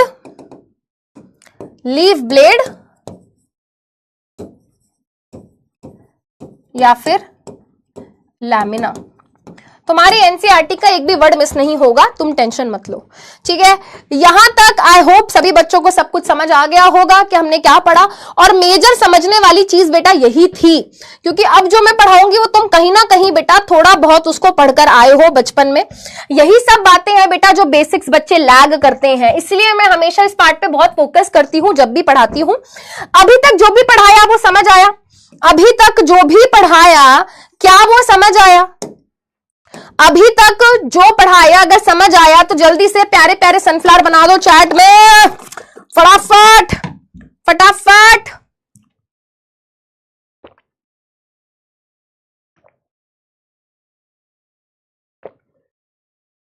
love you too guys. Poll करेंगे बेटा, इस देखो यहाँ पे बस ये 2 स्लाइड्स कर ले एक बारी हम डिस्कस, ये और ये, फिर पोल आ रहा है ना, फिर उसके बाद देखो बेटा 3-4 पोल आ रहे हैं, बस एक बार फटाफट से ये डिस्कस कर लेते हैं, ठीक है, फटाफट से एक बार ये डिस्कस कर लेते हैं। Very good very good very good very good, है ना। चलिए आप ध्यान से सुनेंगे बेटा, मैं चैट बंद कर रही हूं, है ना। पढ़ाई के टाइम पे पढ़ाई, मस्ती के टाइम पे मस्ती, मजाक के टाइम पे मजाक, है ना, सब कुछ करेंगे। अब देखो बेटा, सबसे पहली चीज फोटोसिंथेसिस क्या है। फोटोसिंथेसिस एक ऐसी प्रोसेस है, एक ऐसी प्रक्रिया है जिसकी वजह से प्लांट अपना खाना खुद बना पाते हैं। 3 टाइम रिपीट करूंगी, फोटोसिंथेसिस एक ऐसी प्रोसेस है, एक ऐसी प्रक्रिया है जिसके कारण प्लांट अपना खाना बना पाते हैं। फोटोसिंथेसिस एक ऐसी प्रोसेस है, एक ऐसी प्रक्रिया है जिसके कारण प्लांट अपना खाना खुद बना पाते हैं। ठीक है, प्लांट को फोटोसिंथेसिस करने के लिए क्या क्या चाहिए। प्लांट को फोटोसिंथेसिस करने के लिए जो सामान चाहिए, है ना, प्लांट को फोटोसिंथेसिस करने के लिए जो सामान चाहिए, जो चीजें चाहिए, उनको हम बोलते हैं रॉ मटेरियल। जैसे कि बेटा अगर तुमने सोचा कि मुझे आलू के पराठे बनाने हैं, तो तुम्हें क्या क्या चाहिए, आलू चाहिए मैम, आलू आलू खाओगे, है ना। तो क्या केवल आलू से काम चलेगा, नहीं मैम, आलू भी चाहिए, आटा भी चाहिए, नमक भी चाहिए, मिर्च भी चाहिए, गैस चाहिए मैम, गैस नहीं मिल रही है मैम, है ना, गैस सिलेंडर चाहिए, है ना, और हिम्मत चाहिए। मैं बोलती हूं आज मैंने घर में कुछ बनाया है हिम्मत खाने की, तो घर वाले कहते हैं नहीं नहीं नहीं, मेरा भाई तो कभी भाई मेरे हाथ का खाना ही नहीं खाता, वो जज करता है भाई मेरी कुकिंग को। बस पापा और मम्मी हैं जो थोड़ा बहुत इज्जत मन रखने के लिए खा लेते हैं मेरे हाथ का खाना। तो बेटा हिम्मत भी चाहिए हमें खाना बनाने के लिए, ठीक है। तो जोक्स अपार्ट बेटा, प्लांट को फोटोसिंथेसिस करने के लिए क्या क्या चाहिए। तो प्लांट को फोटोसिंथेसिस करने के लिए 4 चीजें चाहिए। सबसे पहले बेटा प्लांट को चाहिए कार्बन डाइऑक्साइड, दूसरी चीज प्लांट को चाहिए वाटर, तीसरी चीज प्लांट को चाहिए लाइट एनर्जी, एंड चौथी चीज प्लांट को चाहिए क्लोरोफिल। प्लांट को फोटोसिंथेसिस करने के लिए 4 चीजें चाहिए, carbon dioxide, water, light energy and chlorophyll. Chlorophyll बेटा क्या है, पहले से ही क्लोरोप्लास्ट के अंदर प्रेजेंट है, यानी कि क्लोरोफिल तो पहले से ही प्रेजेंट है, क्लोरोफिल तो इसके अंदर पहले से ही प्रेजेंट है। ठीक है ठीक है ठीक है ठीक है। अच्छा, कार्बन डाइऑक्साइड कहां से मिलेगी प्लांट को। प्लांट, मान लो मैं प्लांट हूं, है ना, ये मेरी ब्रांचेस हैं, मेरे को फोटोसिंथेसिस कहां से मिलेगी, कहां से मिलेगी, कहां से। अरे मैम एयर में बहुत सारी अरे मैं क्या बोला, हाँ फोटो क्या बोल रही हूँ मैं, हाँ एयर में बहुत सारी कार्बन डाइऑक्साइड है ना, एयर में कार्बन डाइऑक्साइड है ना। हाँ तो मैम आपको, अगर आपको फोटोसिंथेसिस करनी है तो आपको एयर से मिल जाएगी, यानी कि एटमॉस्फेयर से आपको कार्बन डाइऑक्साइड मिल जाएगी। ठीक है भाई, कार्बन डाइऑक्साइड भी हमको मिल गई और क्लोरोफिल भी पहले से लीफ के अंदर प्रेजेंट है। ठीक है, अब और क्या चाहिए, वाटर। अब बेटा प्लांट के अंदर पाए जाते हैं रूट्स की मदद से प्लांट सॉइल में से पानी एब्जॉर्ब कर लेता है। पौधों को हम पानी देते हैं, है ना, तो पानी एब्जॉर्ब करने का काम है रूट्स का।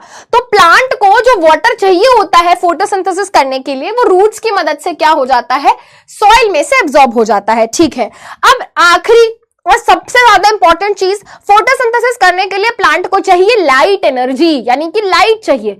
और बेटा लाइट इसको कहां से मिलती है, सन से मिलती है। तो बहुत सारी जगह पे बेटा इसको लाइट एनर्जी लिखा जाता है, बहुत सारी जगह पे इसको सोलर एनर्जी लिखा जाता है। तो प्लांट को लाइट मिल जाएगी सन से, पानी मिल जाएगा सॉइल से, कार्बन डाइऑक्साइड मिल जाएगी एटमॉस्फेयर से, और क्लोरोफिल उसके पास पहले से ही प्रेजेंट है। ठीक है, चलो अब प्लांट क्या करता है इन 4 चीजों का इस्तेमाल करके, क्या कार्बन डाइऑक्साइड, वाटर, क्लोरोफिल और सनलाइट का इस्तेमाल कर क्या बनाता है, 3 चीजें बनाता है। सबसे पहले तो भाई वो फूड बना रहा है, फूड को कहते हैं खाना, फूड को कहते हैं खाना। हर बच्चा समृद्धि मैम का दीवाना। छी छी छी छी, कितनी गंदी शायरी मैम, कितनी गंदी शायरी। ठीक है, हाँ भाई, तो प्लांट क्या करेगा, 1 2 3 4 इन 4 चीजों को यूज करके खाना बनाएगा। खाना बनेगा ग्लूकोज की फॉर्म में, यानी कि जब प्लांट फोटोसिंथेसिस की प्रोसेस के बाद खाना बनाएगा तो हमको वो खाना ऐसा नहीं कि प्लेट सजी मिलेगी, नहीं, प्लांट के सेल के अंदर एक चीज बनेगी जिसका नाम है ग्लूकोज। दैट इज फूड, है ना, वही फूड है बेटा। तो प्लांट फूड बनाता है ग्लूकोज की फॉर्म में। उसके अलावा बेटा वो कुछ वेस्ट प्रोडक्ट बनाता है जिसको हम बोलते हैं ऑक्सीजन। ये वेस्ट है, हाँ बेटा, प्लांट के लिए वेस्ट है, प्लांट के लिए वेस्ट है बेटा, है ना। तो प्लांट ऑक्सीजन बनाता है और वाटर बनाता है as a waste product, as a by product, है ना, बाय प्रोडक्ट बोलना सही रहेगा, है ना। प्लांट के लिए वेस्ट है बट हमारे लिए तो काम ही आ जाता है वो सब। ठीक है, तो भाई कार्बन डाइऑक्साइड, वाटर, क्लोरोफिल और सनलाइट की मदद से क्या बन रहा है, खाना बन रहा है, ऑक्सीजन बन रही है एंड वाटर बन रहा है। ठीक है, चलो सबसे पहले बेटा अब यहां पर आपके सामने केमिकल रिएक्शन लिखा हुआ है। अगर आपके एग्जाम में फोटोसिंथेसिस के ऊपर कोई क्वेश्चन आता है, अगर आपके एग्जाम में फोटोसिंथेसिस के ऊपर कोई क्वेश्चन आता है बेटा, तो आंख बंद करके ये रिएक्शन वहां पे लिख देना है ना, पूछा हो या ना पूछा हो। ये नहीं बोलना मैम वहां पे तो लिखा ही नहीं था कि केमिकल रिएक्शन लिखना, हम तो लिख के नहीं आए। बेटा वहां पे तुम्हें कोई बोल रहा है, नहीं बोल रहा है, तुम ये रिएक्शन लिखकर आओगे। फोटोसिंथेसिस की बात हो रही है तो रिएक्शन लिखोगे, दैट्स इट। मैंने बोल दिया तो बोल दिया, ठीक है। अच्छा, अब बेटा यहां पर सबसे पहली बात, अगर आपने केमिस्ट्री की क्लास करनी स्टार्ट कर दी है तो आपको पता होगा भाई केमिकल रिएक्शंस हमारी बैलेंस होनी चाहिए, है ना। आपको सिखाया जा रहा होगा बैलेंसिंग ऑफ केमिकल रिएक्शन वगैरह कैसे होता है, ठीक है। बहुत ही सिंपल, बहुत ही आसान सी चीजें हैं, वो आप सीख जाओगे, बट ये केमिकल रिएक्शन आपको याद करना है, ठीक है। अब बेटा फोटोसिंथेसिस एक्चुअली प्लांट के अंदर हो कैसे रही है, एवरीबॉडी विल पे अटेंशन, ध्यान से सुनेंगे, बहुत ध्यान से सुनेंगे, ठीक है। चलो यहां पर कुछ चीजें लिखी हुई हैं, oxygen formed due to splitting of water. अभी समझ नहीं आ रहा होगा ये क्या है, वाटर ग्लूकोज है ना, तो ये एक एक करके समझ आ जाएगा, ध्यान से सुनो।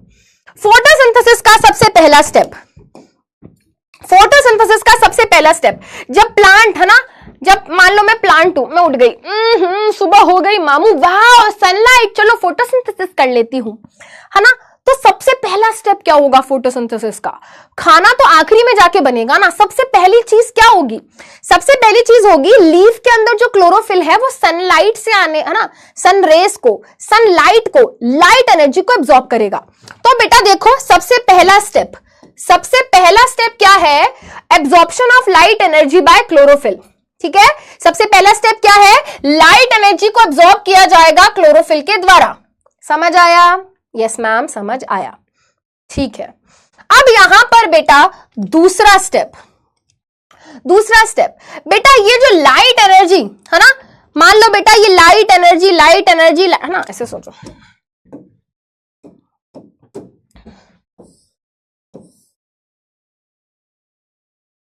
है ना। अगर मैं ये बोल रही हूं कि भाई ये लाइट एनर्जी आई, सन से आ रही है लाइट एनर्जी, है ना, तो ये लाइट एनर्जी बेटा जैसे ही अब्सॉर्ब हुई, लाइट एनर्जी बेटा यहां पे जैसे ही अब्सॉर्ब हुई, लाइट एनर्जी को, है ना, कुछ अमाउंट ऑफ लाइट एनर्जी को, कुछ अमाउंट ऑफ लाइट एनर्जी को क्या कर दिया जाएगा, केमिकल एनर्जी में कन्वर्ट कर दिया जाएगा। कुछ अमाउंट ऑफ लाइट एनर्जी को केमिकल एनर्जी में कन्वर्ट किया जाएगा। बेटा अगर आपने फिजिक्स थोड़ी भी ध्यान से पढ़ी है तो बेटा एक चैप्टर होता है ना, जिसको हम बोलते हैं work and energy, class 9th में, वहां पर हमने पढ़ा है एक लॉ, है ना, एनर्जी का कंजर्वेशन, पढ़ा, कंजर्वेशन ऑफ एनर्जी का एक लॉ पढ़ा है, जो कि क्या कहता है, energy can neither be created can not be destroyed. Energy को ना ही बनाया जा सकता है ना ही खत्म किया जा सकता है, एनर्जी को केवल और केवल कन्वर्ट किया जा सकता है एक फॉर्म ऑफ एनर्जी से दूसरी फॉर्म ऑफ एनर्जी में, है ना। नीव बैच में मैंने पढ़ाया है आपको, आपने मुझसे पढ़ा है नहीं पढ़ा है, jokes apart, everything apart, but ये एक लॉ है साइंस का एक बहुत इंपॉर्टेंट, जो कि ये बताता है कि एनर्जी को ना ही बनाया जा सकता है, एनर्जी को ना ही खत्म किया जा सकता है, एनर्जी को केवल एक फॉर्म ऑफ एनर्जी से दूसरी फॉर्म ऑफ एनर्जी में कन्वर्ट किया जा सकता है। तो बेटा जी जैसे ही बेटा, है ना, जैसे ही बेटा यहां से ठीक है, जैसे ही बेटा सन से आने वाली इस सनलाइट को, इस लाइट एनर्जी को हमारी लीफ क्या करती है, एब्जॉर्ब करती है। तो यहां पर बेटा जो लाइट एनर्जी होती है उसमें से काफी सारी एनर्जी क्या होती है बेटा, कन्वर्ट हो जाती है केमिकल एनर्जी में। केमिकल एनर्जी का मतलब पता है यहां पे क्या है, बताऊं? ऐसे तुम्हारे कोर्स में है नहीं, बट मैं बता देती हूं। बेसिकली उस लाइट एनर्जी की मदद से प्लांट बहुत सारे एटीपी बना लेता है। वो जैसे ही लाइट एनर्जी आई ना बेटा, सनलाइट, जैसे ही लाइट एनर्जी एब्जॉर्ब हुई, उस लाइट एनर्जी की मदद से हमारी लीफ के सेल्स के अंदर, हमारी लीफ के अंदर बहुत सारे एटीपी बन जाते हैं, बहुत सारे एटीपी बन जाते हैं बेटा। एटीपी याद करो, adenosine triphosphate, energy currency of the cell, ठीक है। अब बेटा यहां पर एक बहुत इंपॉर्टेंट पॉइंट आ रहा है, ये समझ आ गया बेटा? पहला स्टेप क्या है, पहला स्टेप क्या है, पहला स्टेप है लाइट एनर्जी को एब्जॉर्ब किया जाएगा क्लोरोफिल के द्वारा, जो कि हमारी लीफ में प्रेजेंट है। दूसरा स्टेप, लाइट एनर्जी को केमिकल एनर्जी में कन्वर्ट किया जाएगा। केमिकल एनर्जी बोले तो प्लांट के अंदर लाइट एनर्जी की मदद से बहुत सारे एटीपी बनेंगे, क्या बनेंगे, बहुत सारे एटीपी बनेंगे इस लाइट की मदद से। ठीक है, बेसिकली कुछ केमिकल रिएक्शंस होते हैं और उन केमिकल रिएक्शंस के आखिरी में बहुत सारे एटीपी बन जाते हैं। अब यहां पर आता है बेटा एक बहुत ही इंपॉर्टेंट कॉन्सेप्ट जो कि यहां पर आपको याद रखना है और बहुत इंपॉर्टेंट है ये। इसके साथ साथ क्या होता है बेटा, splitting of water molecule into hydrogen and oxygen. अब इसका क्या मतलब है, स्प्लिटिंग का मतलब क्या होता है, what do we mean by splitting. Split होना मतलब, स्प्लिट होना मतलब टूट जाना, स्प्लिट मतलब अलग हो जाना, स्प्लिट मतलब ब्रेक डाउन, स्प्लिट मतलब टूट जाना। तो यहां पर क्या होता है बेटा, splitting of water molecules into hydrogen and oxygen. इसका मतलब यह है कि जो वाटर का मॉलिक्यूल है वो क्या होता है, टूटता है। वाटर का मॉलिक्यूल क्या होता है, टूटता है। Splitting of water molecule, splitting of water molecule को बेटा एक स्पेशल टर्म दिया जाता है जिसको हम बोलते हैं फोटोलिसिस ऑफ वाटर।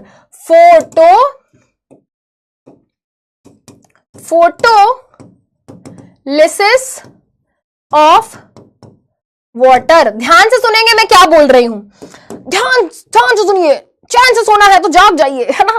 तो बेटा फोटो का मतलब होता है लाइट, फोटो का मतलब होता है लाइट, लिसिस का मतलब होता है टूटना। फोटो का मतलब होता है लाइट, लिसिस का मतलब होता है ब्रेक डाउन।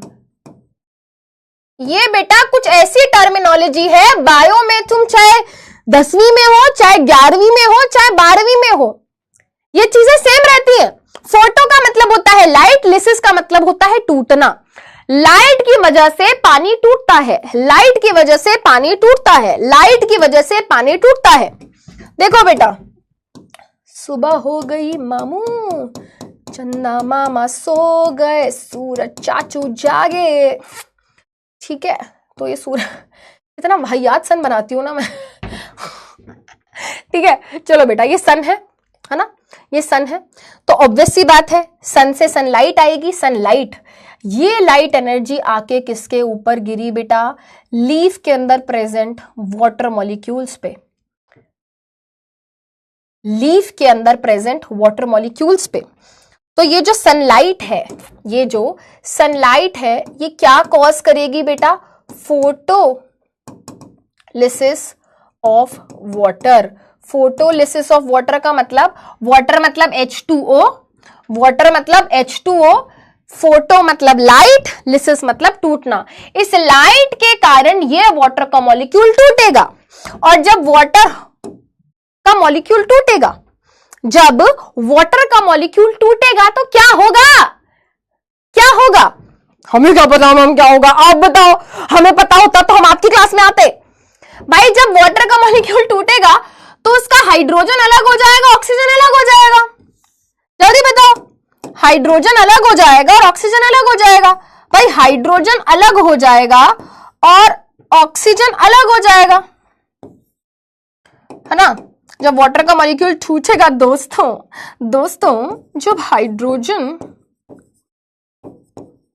जब वाटर का मॉलिक्यूल टूटेगा तो हाइड्रोजन अलग और ऑक्सीजन अलग, है ना। भाई अगर मैं क्यों तोड़ूं अपना फोन, है। अगर बेटा मैं अपना फोन तोड़ दूं तो इसकी स्क्रीन अलग हो जाएगी, है ना, ये कवर अलग हो जाएगा, कैमरा अलग हो जाएगा, तो जिस भी चीज से मिलकर बना है वो चीजें अलग अलग हो जाएंगी। तो भाई वाटर का मॉलिक्यूल दो चीजों से मिलकर बना है, वाटर का मॉलिक्यूल दो चीजों से मिलकर बना है, हाइड्रोजन से एंड ऑक्सीजन से। तो भाई वाटर का मॉलिक्यूल जैसे ही टूटता है, किसकी वजह से, लाइट की वजह से, जैसे ही वाटर का मॉलिक्यूल टूटता है उसका हाइड्रोजन अलग हो जाता है, ऑक्सीजन अलग हो जाता है। तो रीड करो बेटा यहां पर, splitting of water molecule, water का मॉलिक्यूल टूटता है और जब वाटर का मॉलिक्यूल टूटता है तो क्या होता है, हाइड्रोजन अलग हो गया, ऑक्सीजन अलग हो गया। ठीक है भाई, हाइड्रोजन ऑक्सीजन अलग हो गए, अब क्या, अब ये कहता है okay bye bye bye bye, मैं तो जा रहा हूं। तो ये ऑक्सीजन तो बेटा क्या हो जाती है, बाहर एटमॉस्फेयर में चली जाती है ना। ये ऑक्सीजन जो है बेटा, छोटे छोटे छेद होते हैं जिनका नाम है स्टोमेटा, उसकी मदद से ये कहां चली जाती है, ये चली जाती है एटमॉस्फेयर में, जिसको तुम बाद में ब्रीदिंग के लिए यूज करते हो। तो बेटा ये सारी ऑक्सीजन जो हम यूज कर रहे हैं, हमको प्लांट की फोटोसिंथेसिस के कारण ही मिल रही है। अब ये हाइड्रोजन, ओहो हो, कलेशी है भाई, बहुत कलेशी है। एकदम मतलब परेशान है कि हाय मैं तो अकेला हो गया, अब मैं क्या करूं, मेरे तो दोस्त ही नहीं है, मैं कहां जाऊं, मैं कहां कहां की दर दर की ठोकरें खाऊं, मैं क्या करूं, मैं क्या करूं, मैं क्या करूं, मैं क्या करूं। भाई साहब अब ये जाता है और फिर जाके कहता है ना, जाके कहता है इस कार्बन डाइऑक्साइड को, will you be my friend, क्या तुम मुझसे दोस्ती करोगे, चलो लेट्स बिकम फ्रेंड्स, चलो आपस में रिएक्ट करते हैं, चलो चलो चलो एक काम करते हैं, आपस में फ्रेंडशिप करते हैं, आपस में बॉन्ड बनाते हैं। तो बेटा ये कार्बन, ये ऑक्सीजन और ये हाइड्रोजन, है ना, क्या मैंने क्या बोला, कार्बन डाइऑक्साइड के पास कार्बन तो पहले से है, ऑक्सीजन भी है, और ये हाइड्रोजन जाके क्या कहता है, ये प्रस्ताव रखता है कि चलो भाई एक काम करते हैं, फ्रेंडशिप कर लेते हैं, बॉन्ड बना लेते हैं, फ्रेंडशिप कर लेते हैं और बॉन्ड बना लेते हैं। तो बेटा जब इनके बीच में क्या होता है, जब इनके बीच में केमिकल रिएक्शन होता है ना, ये कार्बन डाइऑक्साइड और ये हाइड्रोजन के बीच में क्या होता है बेटा, एक केमिकल रिएक्शन होता है, और जब ये केमिकल रिएक्शन होता है बेटा तो बनता है यहां पर ग्लूकोज, बनता है यहां पर ग्लूकोज। एक बार ध्यान से बेटा, बिल्कुल ध्यान से देखो ग्लूकोज का केमिकल फॉर्मूला क्या है ना, यहां पर बेटा ध्यान से देखो ग्लूकोज का केमिकल फॉर्मूला क्या है। जो फूड बनता है, जो फूड बनता है किस फॉर्म में बनता है, फूड बनता है ग्लूकोज की फॉर्म में। ग्लूकोज का केमिकल फॉर्मूला होता है C6H12O6। इसका मतलब क्या है, इसका मतलब यह है कि एक ग्लूकोज का जो मॉलिक्यूल है, जो एक ग्लूकोज का मॉलिक्यूल है उसके पास 6 कार्बन है, 12 हाइड्रोजन है और 6 ऑक्सीजन है।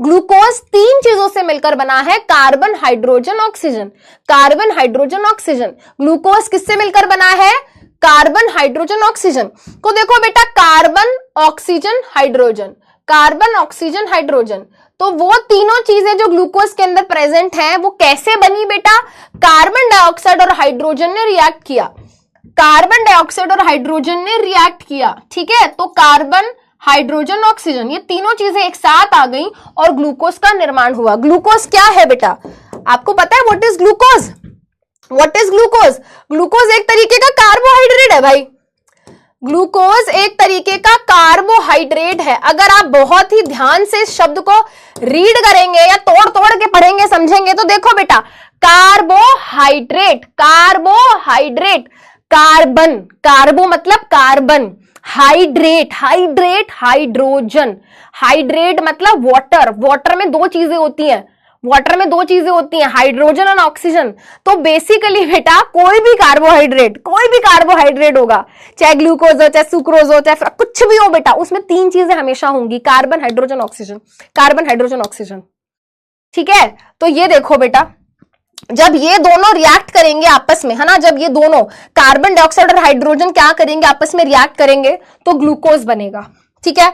और ये ऑक्सीजन वेस्ट प्रोडक्ट तो पहले निकल ही चुका है एटमॉस्फेयर में, और थोड़ा बहुत बेटा क्या है, पानी भी एज अ वेस्ट प्रोडक्ट निकलता है इस केमिकल रिएक्शन के दौरान, ठीक है। इस केमिकल रिएक्शन के दौरान क्या होता है बेटा, यहां पर वाटर भी निकलता है।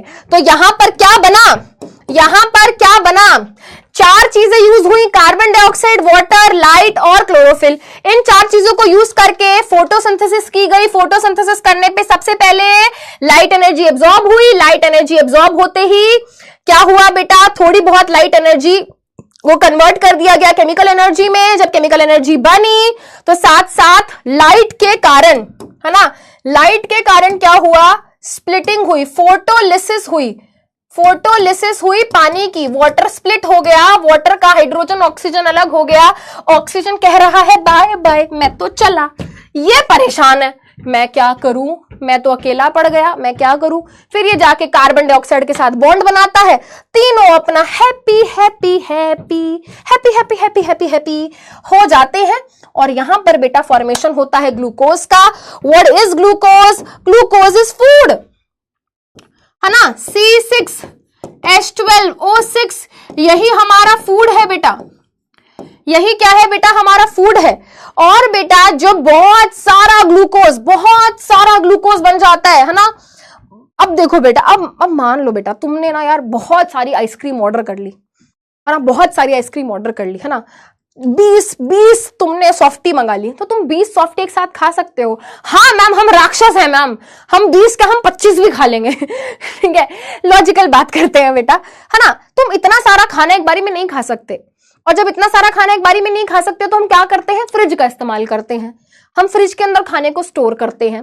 तो वैसे ही बेटा जब प्लांट फोटोसिंथेसिस करता है तो एक बारी में बहुत सारा ग्लूकोज बना लेता है, बहुत सारा फूड बना लेता है, बट वो सारे फूड को एक बारी में यूज नहीं करता। जैसे तुम एक बारी में सारा खाना नहीं खाते, वैसे प्लांट भी एक बारी में सारा ग्लूकोज नहीं यूज करते हैं, तो वो उसको स्टोर करते हैं।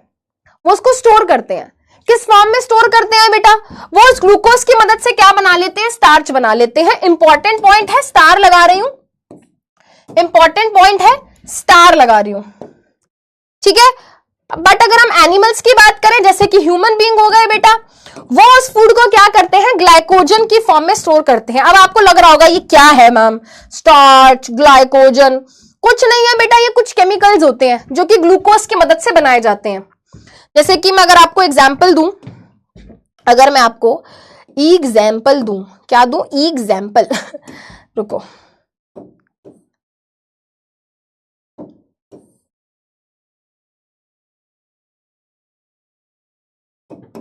है ना, अरे अगर ये एक ग्लूकोज है तो स्टार्च पता है क्या होता है,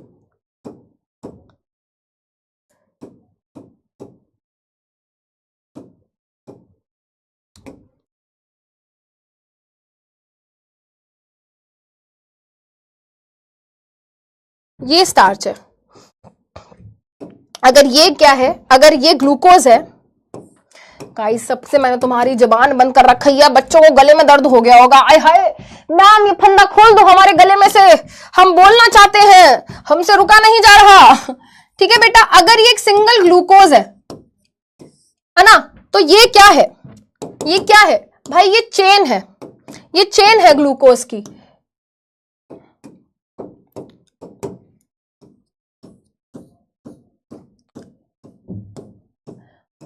तो बहुत सारे ग्लूकोज को जोड़ जोड़ के इस तरीके से स्टार्च को बना लिया जाता है।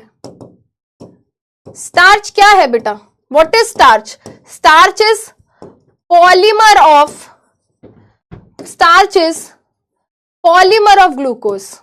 छोटे छोटे ग्लूकोज को जोड़ के स्टार्च बनाया जाता है, ठीक है। चलो बेटा, तो यहां से फोटोसिंथेसिस का कॉन्सेप्ट हमने समझा, क्या क्या रॉ मटेरियल है, क्या क्या प्रोडक्ट है, ये हमने समझे। फटाफट से आ रहे हैं बेटा पहला क्वेश्चन पोल का, ठीक है। क्लोरोफिल इन फोटोसिंथेसिस, फोटोसिंथेसिस के अंदर क्लोरोफिल का क्या काम होता है, वो लाइट एब्जॉर्प्शन में हेल्प करता है, वाटर की एब्जॉर्प्शन में हेल्प करता है, कार्बन डाइऑक्साइड रिलीज कराता है। बिल्कुल मेरी तरह है मैम, कुछ भी नहीं करता, वेल्ला है। जल्दी बताओ, है ना, जल्दी बताओ, what will be the correct answer, क्या होगा बेटा, सही आंसर क्या होगा।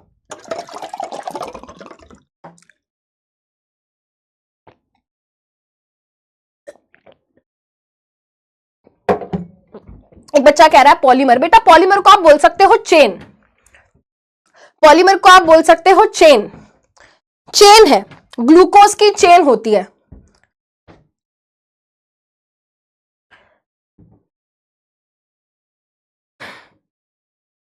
आई होप बेटा फोटोसिंथेसिस का सारा कॉन्सेप्ट क्लियर हो गया होगा आपको।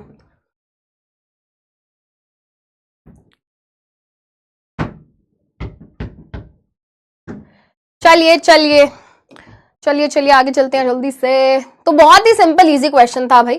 फोटोसिंथेसिस के अंदर क्लोरोफिल का काम होता है एब्जॉर्प्शन ऑफ लाइट, लाइट को एब्जॉर्ब करने का काम होता है क्लोरोफिल का। 89% बच्चों ने सही आंसर दिया है, वेरी गुड। लीडर बोर्ड देख लेते हैं भाई। अच्छा तो अभी तक का ओवरऑल लीडर बोर्ड है क्या, ओहो मिस्टेक हो गया, चलो भाई कोई नहीं कोई नहीं। अरे अरे ठीक कैसे ठीक होगा ये, अच्छा अच्छा सॉरी सॉरी क्या चल रहा है ये, अरे भाई ये मुझसे चल क्यों नहीं रहा, ठीक है। चलो एक और क्वेश्चन, ऑक्सीजन गैस जो कि क्या है, एक बाय प्रोडक्ट है, वो कब रिलीज होती है? किसके टूटने पे? स्प्लिटिंग मतलब किसके टूटने पे बनती है? फोटोसिंथेसिस में बनने वाली ऑक्सीजन किसके टूटने पर, किसके स्प्लिट होने पर बनती है? कार्बन डाइऑक्साइड के टूटने पे, ग्लूकोज के टूटने पे, वाटर के टूटने पे, या नन ऑफ द अबव? भाई बहुत ही अच्छा क्वेश्चन है, बहुत ही अच्छा क्वेश्चन है। इस तरीके से क्वेश्चन हम करेंगे तो हमारे कॉन्सेप्ट्स भी स्ट्रांग हो जाएंगे। यार तुम सब खीखी खीखी क्यों कर रहे हो? मैंने तो कुछ फनी बात बोली भी नहीं है। ओह, मैं तो नेचुरल फनी गर्ल हूं।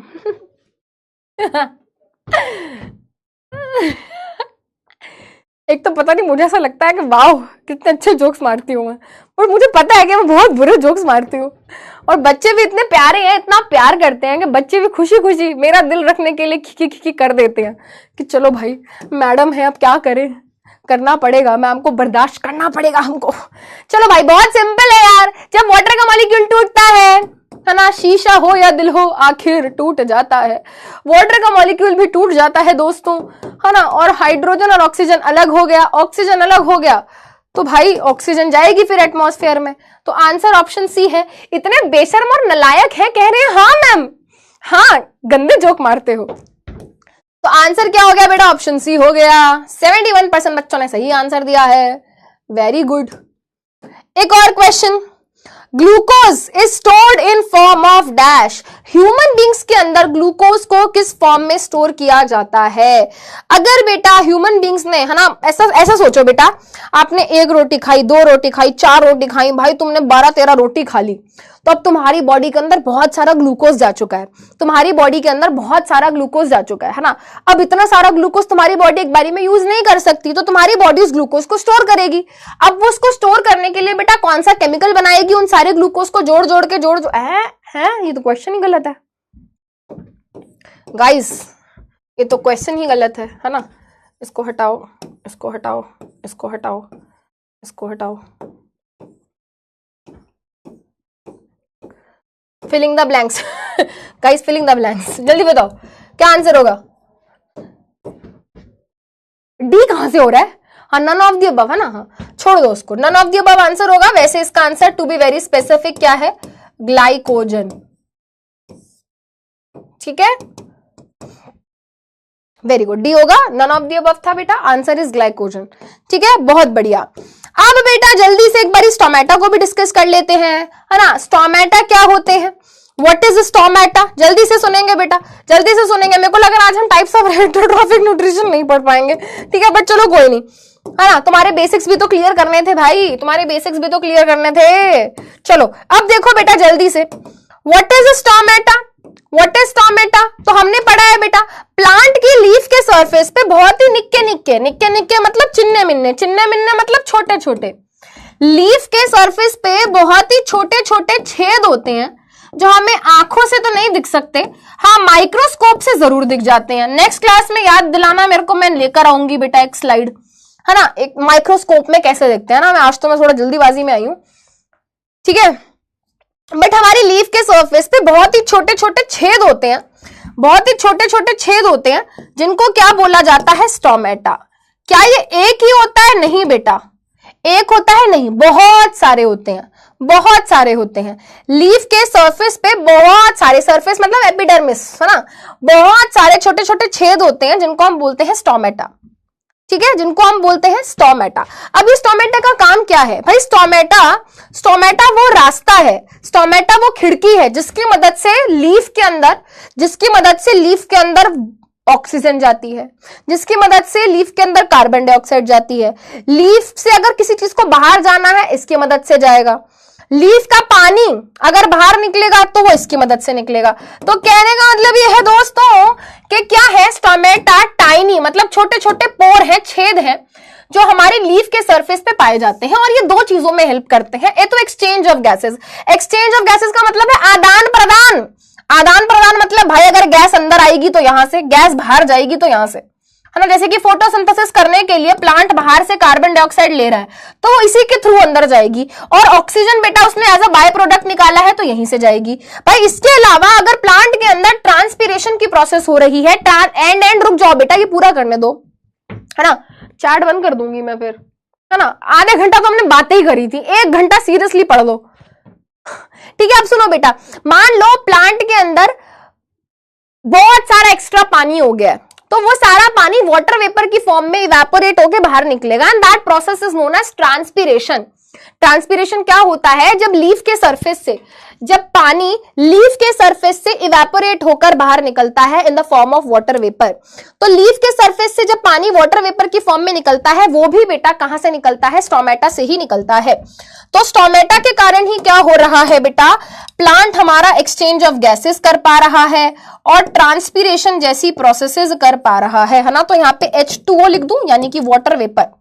ठीक है, अब बेटा ये जो स्टोमेटा होते हैं, है ना, ये बिल्कुल खिड़की और दरवाजों की तरह है। अगर बेटा, अगर आप खिड़कियां बंद कर दोगे तो क्या मच्छर अंदर आ पाएंगे? नहीं, है ना, है ना। क्या अंदर के मच्छर बाहर जा पाएंगे? नहीं। तो जैसे बेटा खिड़कियां, जैसे विंडोज हैं, गेट्स हैं, आप उनको ओपन एंड क्लोज कर सकते हो, बिल्कुल वैसे ही बेटा ये स्टोमेटा भी जो है, ये जो छोटे छोटे छेद हैं बेटा, ये भी क्या हो सकते हैं, ओपन हो सकते हैं और क्लोज हो सकते हैं। ये भी ओपन हो सकते हैं और क्लोज हो सकते हैं। तो यहाँ पे सबसे पहले आप देखो बेटा, यहाँ पर हमने स्टोमेटा को ओपन दिखाया हुआ है। देखो बेटा, ये जो छेद है ये कितना चौड़ा हुआ है, तो ये इस टाइम ओपन है। बट इस टाइम पे देखो बेटा, ये क्या है, ये बहुत ही नैरो है, इसको हम क्लोज्ड बोलेंगे। एनसीईआरटी के डायग्राम पे आते हैं, बहुत ध्यान से सुनेंगे, इंपॉर्टेंट है बेटा। 2 मार्क का क्वेश्चन यहां से बनता है, स्टोमेटा का 2 मार्क का क्वेश्चन। ठीक है, अब स्टोमेटा का बेटा या तो ये आता है या फिर एमसीक्यू आता है ना, बट आता जरूर है। अब देखो बेटा, सबसे पहले आपके यहाँ सामने 2 डायग्राम बने हुए हैं, एनसीईआरटी का ही डायग्राम है। यहाँ पे देखो बेटा, स्टोमेटा ओपन है, यहाँ पर क्लोज है। सबसे पहले आइडेंटिफाई करो क्या डिफरेंस है। भाई सबसे बड़ा डिफरेंस हमको यहाँ पर दिख रहा है बेटा, ये देखो, ये वाला पार्ट कितना वाइड है, कितना चौड़ा है यहाँ पर, और यहाँ पर देखो बेटा ये क्या है, बिल्कुल बंद हुआ है। तो सबसे पहले डिफरेंस तो ये है। बट अब आपके दिमाग में सवाल आना चाहिए, भाई ओपन और क्लोज हो कैसे रहा है ना। अच्छा, सबसे पहली चीज बेटा, ये जो स्टोमेटा है ना, ये जो छेद है, ये इसको बोलेंगे, है ना, इसको बोलेंगे स्टोमेटल पोर, इसको बोलेंगे स्टोमेटल पोर। ठीक है, अब इस स्टोमेटल पोर के साइड में देखो बेटा, राजमा जैसी शेप के कैसी शेप के, राजमा जैसी शेप के सेल्स है। देखो ये एक सेल है, राजमा चावल बड़े टेस्टी लगते हैं राजमा जैसी शेप के, किडनी बीन, राजमा को इंग्लिश में बोलते हैं किडनी बीन, है ना। तो मम्मी को बोलना, मम्मी क्या बनाया है, मम्मी कहेंगी टिंडा, तुम कहना मम्मी मुझे किडनी बीन एंड राइस खाने हैं मम्मी कहेगी बेटा चप्पल खा लो, तू एक काम कर, है ना। तो बेटा ये जो आपको 2 सेल्स दिख रहे हैं, एक ये और एक ये, इनको नाम दिया गया है गार्ड सेल्स। ठीक है, इनको नाम दिया गया है गार्ड सेल्स। इनके 2 काम है बेटा, ये जो गार्ड सेल्स हैं ये 2 काम करते हैं। पहला, एक तो ये स्टोमेटा, ये जो पोर है इसको प्रोटेक्ट करते हैं, है ना, इस छेद को प्रोटेक्ट करके रखते हैं, सराउंड करके रखते हैं। उसके अलावा बेटा ये जो स्टोमेटल पोर है इसको open close, open close, open close यही करते हैं। तो स्टोमेटल पोर की ओपनिंग एंड क्लोजिंग इनके ही हाथ में है, यही कंट्रोल करते हैं। और अगर आप ध्यान से देखोगे बेटा, तो आप नोटिस करोगे इस गार्ड सेल के अंदर देखो बेटा, chloroplast, chloroplast, chloroplast, chloroplast, chloroplast, chloroplast, chloroplast, यानी कि ये फोटोसिंथेसिस करने लायक हैं। ठीक है, ये क्या है भाई, ये इसका न्यूक्लियस है, क्योंकि ये सेल है, तो ऑब्वियस सी बात है इसके अंदर न्यूक्लियस भी होगा, साइटोप्लाज्म भी होगा, माइटोकॉन्ड्रिया भी होगा, सब कुछ होगा। ठीक है, तो अब ये छेद कब खुलेगा, कब बंद होगा, ये स्टोमेटा कब खुलेगा, कब बंद होगा, ये कौन कंट्रोल करता है, गार्ड सेल कंट्रोल करता है। ठीक है, कौन कंट्रोल करता है, गार्ड सेल कंट्रोल करता है। यहां पे देखो बेटा, बहुत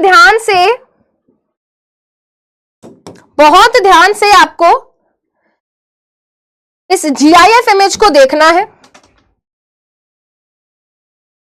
ये देखो बेटा, कुछ तो चीज है जो बाहर निकल कर गई और उसके बाद ये स्टोमेटा देखो क्लोज हो गया। और अब क्या होगा बेटा, कुछ तो चीज है बेटा जो हमारे गार्ड सेल के अंदर गई, कुछ तो चीज है बेटा जो हमारे गार्ड सेल के अंदर गई और उसके कारण क्या हो गया बेटा, स्टोमेटा ओपन हो गया। बेटा छोटा सा ये टॉपिक है और इसके बाद 3-4 लाइनें डेजर्ट प्लांट्स के बारे में है, फिर हम क्लास खत्म कर देंगे। बेटा आई डोंट वांट टू से this in front of you, but बेटा अभी रिजल्ट आया है तो I am visiting lot of toppers, तो उस चक्कर में बेटा हो सकता है आगे आपकी कोई क्लास कैंसिल हो जाए या ना हो पाए। सो इसीलिए बेटा मैं चाहती हूं आपका लॉस ना हो, है ना, तो प्लीज थोड़ा सा कोऑपरेट करो। ठीक है, तो आपने देख लिया बेटा स्टोमेटल पोर क्या हो सकता है, ओपन हो सकता है, क्लोज हो सकता है। बहुत ही सिंपल सा क्या है लॉजिक है, आप इसको भी देख सकते हो बेटा, ये देखो close open, close open, close open. तो जब ओपन होगा तो कार्बन डाइऑक्साइड, ऑक्सीजन, वाटर ये सब चीजें बाहर जा सकती हैं, अंदर आ सकती हैं, और जब ये क्लोज होगा तब नहीं आ सकती। जैसे बेटा अगर आपके घर के दरवाजे बंद है ना, तो भाई तुम्हारे रिश्तेदार अंदर नहीं आ सकते, रिजल्ट पूछने, बताओ रिजल्ट कैसा आया, गेट बंद कर दो ठीक है। अब देखो बेटा जल्दी से अब ये होता कैसे है, तो मैंने बताया जो ओपनिंग एंड क्लोजिंग है ना, ओपनिंग एंड क्लोजिंग है स्टोमेटा की, उसको रेगुलेट का मतलब होता है कंट्रोल, रेगुलेट का मतलब होता है, रेगुलेट का मतलब क्या होता है, रेगुलेट का मतलब होता है control. Opening and closing of stomata कौन कंट्रोल करता है, गार्ड सेल कंट्रोल करते हैं। कैसे भाई, due to movement of water. Movement of water का मतलब क्या है, ध्यान से सुनेंगे बेटा। देखो इस टाइम पे स्टोमेटल पोर क्लोज है, अब जैसे ही बेटा बाहर से है ना बहुत सारा पानी इन सेल्स के अंदर जाएगा, है ना, जैसे ही बाहर से क्या होगा, वाटर अंदर की तरफ एंटर करेगा,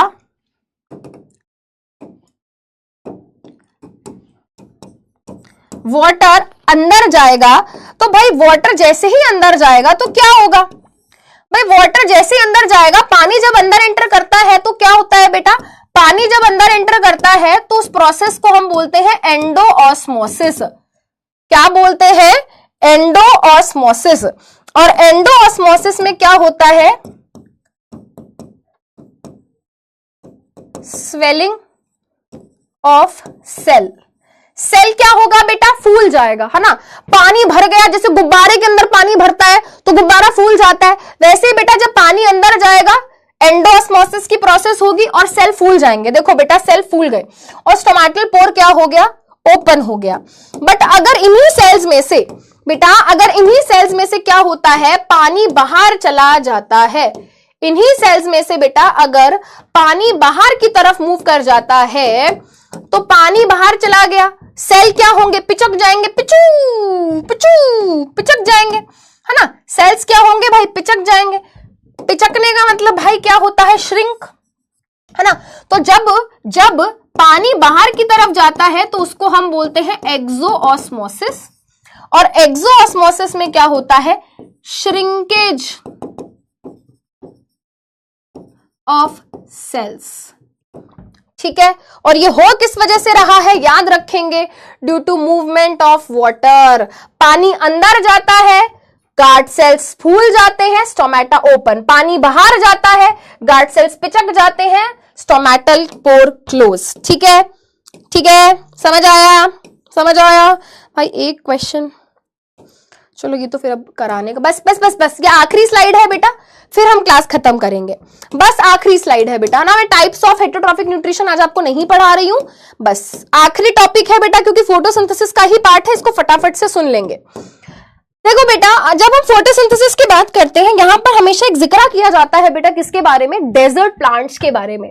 जो प्लांट्स डेजर्ट में पाए जाते हैं, जो प्लांट डेजर्ट्स में पाए जाते हैं, उनको हम बोलते हैं ज़ेरोफाइट्स। क्या बोलते हैं बेटा, उनको हम बोलते हैं ज़ेरोफाइट्स। डेजर्ट्स में पाए जाने वाले प्लांट्स को बोलते हैं हम ज़ेरोफाइट्स। जैसे कि बेटा कैक्टस है, अपंशिया है ना, इस प्लांट को कैक्टस बोलते हैं, इस प्लांट को अपंशिया बोलते हैं।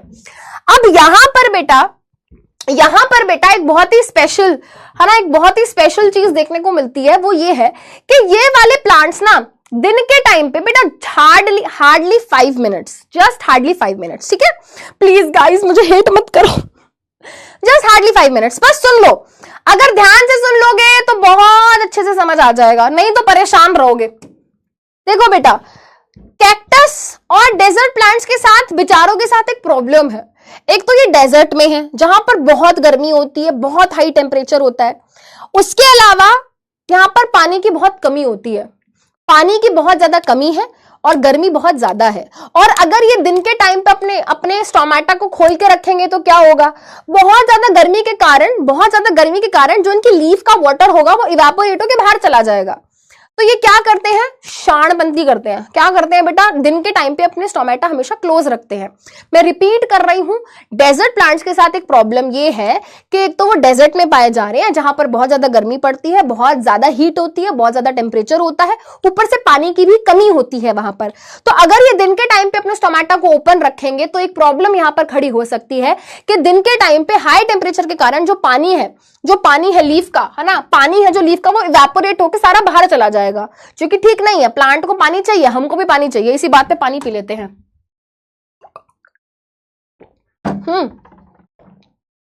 तो ये क्या करता है बेटा, याद रखेंगे, ये अपने स्टोमेटा को क्लोज रखता है during day time. Why? To prevent loss of water, अगर अपने पानी को ये बचाना चाहता है तो इसको अपना स्टोमेटा दिन के टाइम पे बंद रखना पड़ता है। बट सबसे बड़ी प्रॉब्लम ये है कि अगर इसने स्टोमेटा को क्लोज कर दिया तो बाहर से कार्बन डाइऑक्साइड अंदर नहीं जा पाएगी, और अगर कार्बन डाइऑक्साइड अंदर नहीं जा पाई तो बिड़ू फोटोसिंथेसिस कैसे होगा, क्योंकि फोटोसिंथेसिस करने के लिए carbon dioxide, water, sunlight, chlorophyll, ये सब चाहिए। तो भाई जी एक बात बताओ, अगर इसने स्टोमेटा क्लोज रखे तो कार्बन डाइऑक्साइड अंदर नहीं जा पाएगी, और अगर कार्बन डाइऑक्साइड अंदर नहीं जा पाई तो फोटोसिंथेसिस नहीं हो पाएगी। हाँ मैम सही बोल रहे हो मैम। फिर अब बेटा यहां पर आता है हमारा एक टॉपिक जिसका नाम है photosynthesis in desert plants. Desert plants क्या करते हैं बेटा, टुकड़ों में फोटोसिंथेसिस करते हैं। टुकड़ों में मतलब उनकी फोटोसिंथेसिस एक झटके में नहीं होती, है ना। कुछ स्टेप्स दिन के टाइम पे होते हैं, कुछ स्टेप्स रात के टाइम पे होते हैं, ठीक है। तो ये बात दिमाग में बिठा लेंगे बेटा कि सभी प्लांट्स के अंदर जरूरी नहीं है कि एक ही बारी में पूरी फोटोसिंथेसिस हो। हमारे डेजर्ट प्लांट्स जो होते हैं वो फोटोसिंथेसिस की प्रोसेस अलग अलग टाइम पे क्या करते हैं, अलग अलग स्टेप्स अलग अलग टाइम पे करते हैं। अब यहां पर होता क्या है, बहुत ही सिंपल सी चीज है। देखो बेटा, सबसे पहले क्या है, नाइट टाइम और डे टाइम। रात के टाइम पे उनके स्टोमेटा ओपन होते हैं और दिन के टाइम पे उनके स्टोमेटा क्लोज रहते हैं। अगर स्टोमेटा ओपन है यानी कि खिड़कियां खुली हुई हैं, रात के टाइम पे खिड़कियां खुली हुई हैं, और अगर रात के टाइम पे खिड़कियां खुली हुई हैं तो क्या होता है, रात के टाइम पे अगर खिड़कियां खुली हुई हैं तो प्लांट क्या करता है, एटमॉस्फेयर से कार्बन डाइऑक्साइड ले लेता है। रात के टाइम पे स्टोमेटा ओपन है तो स्टोमेटा की मदद से कार्बन डाइऑक्साइड प्लांट ने ले लिया, ठीक है। अब रात के टाइम पे बेटा रूट की मदद से वो क्या ले लेता है, रूट की मदद से, है ना, रूट की मदद से वो वाटर भी ले लेता है ना। किसकी मदद से बेटा, रूट्स की मदद से, ठीक है। अब बेटा अब सुनो मेरी बात, कार्बन डाइऑक्साइड और वाटर की मदद से, है ना, कार्बन डाइऑक्साइड और वाटर की मदद से बेटा वो एक कंपाउंड बनाता है जिसका नाम होता है मैलिक एसिड। क्या बनाता है बेटा, इन दोनों की मदद से रात के टाइम पे वो बनाता है एक कंपाउंड मैलिक एसिड, और उसको क्या कर लेता है, स्टोर कर लेता है वैक्यूल में, और सो जाता है ठीक है, और सो जाता है, ठीक है। अब क्या हुआ भाई, सुबह के टाइम पे भाई सन आए हैं, सूर्य देवता आए हैं जी, ठीक है। अब बेटा होगा क्या, अब दिन के टाइम पे सनलाइट मिलेगी, ठीक है। अब ये सनलाइट बेटा जैसे ही यहां पर जाती है तो यहां पर भाई बहुत सारे केमिकल रिएक्शंस होते हैं, और उन केमिकल रिएक्शंस की मदद से बेटा इस मैलिक एसिड को बेटा कन्वर्ट कर दिया जाता है ना। इस मैलिक एसिड को कन्वर्ट कर दिया जाता है ग्लूकोज के अंदर, यानी कि फूड के अंदर, ठीक है। तो क्या यहां पे डायरेक्ट ग्लूकोज बना, नहीं, डायरेक्ट ग्लूकोज नहीं बना। ये एक इंटरमीडिएट बनाते हैं, इंटरमीडिएट मतलब बीच में कुछ चीज बनाते हैं, इंटर मतलब बीच में, है ना, बीच में एक चीज बनाई जाती है जिसका नाम मैलिक एसिड है, और मैलिक एसिड को बाद में ग्लूकोज में कन्वर्ट कर दिया जाता है, ठीक है। तो रात के टाइम पे स्टोमेटा खुलेंगे, खिड़की खुलेगी, कार्बन डाइऑक्साइड मिलेगी प्लांट को, वाटर मिलेगा प्लांट को, और वो इनकी मदद से कंपाउंड बनाएंगे जिसको हम मैलिक एसिड बोलते हैं। मैलिक एसिड को स्टोर कर लिया जाएगा वैक्यूल में, और फिर प्लांट सो जाएगा, ठीक है। फिर दिन का टाइम आएगा, दिन के टाइम पे सनलाइट मिलेगी, लाइट एब्जॉर्ब होगी और इसकी वजह से क्या होंगे बेटा, केमिकल रिएक्शन होंगे और उन केमिकल रिएक्शन के कारण, है ना, उन केमिकल रिएक्शन के कारण इस मैलिक एसिड को ग्लूकोज में कन्वर्ट कर दिया जाएगा, जो कि फाइनल प्रोडक्ट है, जो कि हमारा फूड है, जो प्लांट को चाहिए था। इसी के साथ गाइस हमारा टॉपिक होता है खत्म। ठीक है, अब हम बातें करेंगे, मिलेंगे नेक्स्ट क्लास में। ठीक है, आई होप बेटा आज जो भी हमने पढ़ा वो अच्छे से समझ आया होगा। ठीक है, ठीक है, खत्म करो मैम, थक गए, है ना, बस हो गई क्लास, खत्म हो गई। ठीक है, खत्म हो गई बेटा, है ना। सो जस्ट आप ऐसे इमेजिन करो, बहुत सारे बच्चे इसको सोच के कंफ्यूज होते हैं। बेटा देखो, जैसे कि मान लो सुबह उठ के तुम्हें कहीं पिकनिक पे जाना है ना, पिकनिक पे जाना है, तो सुबह आप चाहते हो कि आपको लेट नहीं होना, तो आपने क्या किया भाई, आटा गूंद लिया, है ना, आलू उबाल लिए और आलू छील के रख लिए रात को ही, तो आपने आधा काम तो रात को ही कर लिया। अब जैसे ही सुबह होगी, फटाफट से आटा गूंदा हुआ है, आलू उबले हुए हैं, फटाफट से आलू भर के आलू का पराठा बना लेंगे। तो it is just like that, it is just like that. रात को थोड़ा सा काम कर लेता है पौधा और फिर जब सुबह होती है तो फाइनल काम कर लेता है, जस्ट लाइक दैट, है ना। आधा काम रात को, आधा काम दिन में, जस्ट लाइक दैट। एक बच्चा कह रहा है जाओ, अरे भाई तुम तो भाई दूसरी क्लास में ही ऐसे बोलने लग गए। चलो बेटा, सो आज की क्लास हम यहीं पे खत्म करते हैं। That's all for today's class. आज हम हेटरोट्रॉफिक न्यूट्रिशन के बारे में नहीं डिस्कस कर पाए, बट बेटा आज आपको क्लास के बाद एक क्या मिलेगा, डीपीपी मिलेगा, है ना। आपको यही क्लास में एक डीपीपी मिल जाएगा, उसमें बेटा कुछ क्वेश्चंस होंगे हेटरोट्रॉफिक न्यूट्रिशन से रिलेटेड। ट्राई करना, अगर हो जाते हैं तो अच्छी बात है, नहीं भी होते हैं तो इट्स ओके, पैनिक नहीं करना, परेशान नहीं होना। आज नहीं डिस्कस हुआ तो क्या हुआ, नेक्स्ट क्लास में डिस्कस हो जाएगा। ठीक है ना, ऐसे परेशान नहीं होना। क्वेश्चंस कोशिश करना करने की, अगर नहीं भी होता है तो दैट्स फाइन, नेक्स्ट क्लास में टॉपिक डिस्कस हो जाएगा। ठीक है, सो that's all for today's class. Thank you so much, love you all. आज थोड़ी बातें ज्यादा हो गई, मोटिवेशन के चक्कर में हम लग गए because of the result and all, but next class में हम कवर अप कर लेंगे जो भी है। ठीक है, okay guys, thank you so much, take care of your. अच्छा, लीडर बोर्ड कह रहे हैं बच्चे, लीडर बोर्ड दिखा दो। अरे मालिक, चलो भाई देख लेते हैं लीडर बोर्ड। यार ये सेकंड बच्चा जो है दिख नहीं रहा है, चलो यार ये सेकंड बच्चे का नाम नहीं, विराज, शिवम, सेकंड बच्चे का नाम नहीं पता चल रहा guys, I am so sorry. Sheikh, Khujendra, Prashant, Saumya, Pahar, Arnav, Mishra, Ayush. ठीक है, तो ये बेटा हमारे कुछ बच्चे हैं जो लीडर बोर्ड में आए हैं। और भाई ये सब क्या है, देखो ये सब कुछ नहीं है। ठीक है, लीडर बोर्ड में आना ना आना अच्छी बात है, बट जरूरी ये है कि जो हम सीख रहे हैं क्लास में वो हमें कितना समझ आ रहा है, that is the most important thing. ठीक है, चलिए बेटा, so that's all for today's class. Thank you so much, take care of, क्या बोल दिया मैं, take care of yourself, bye bye bye bye bye.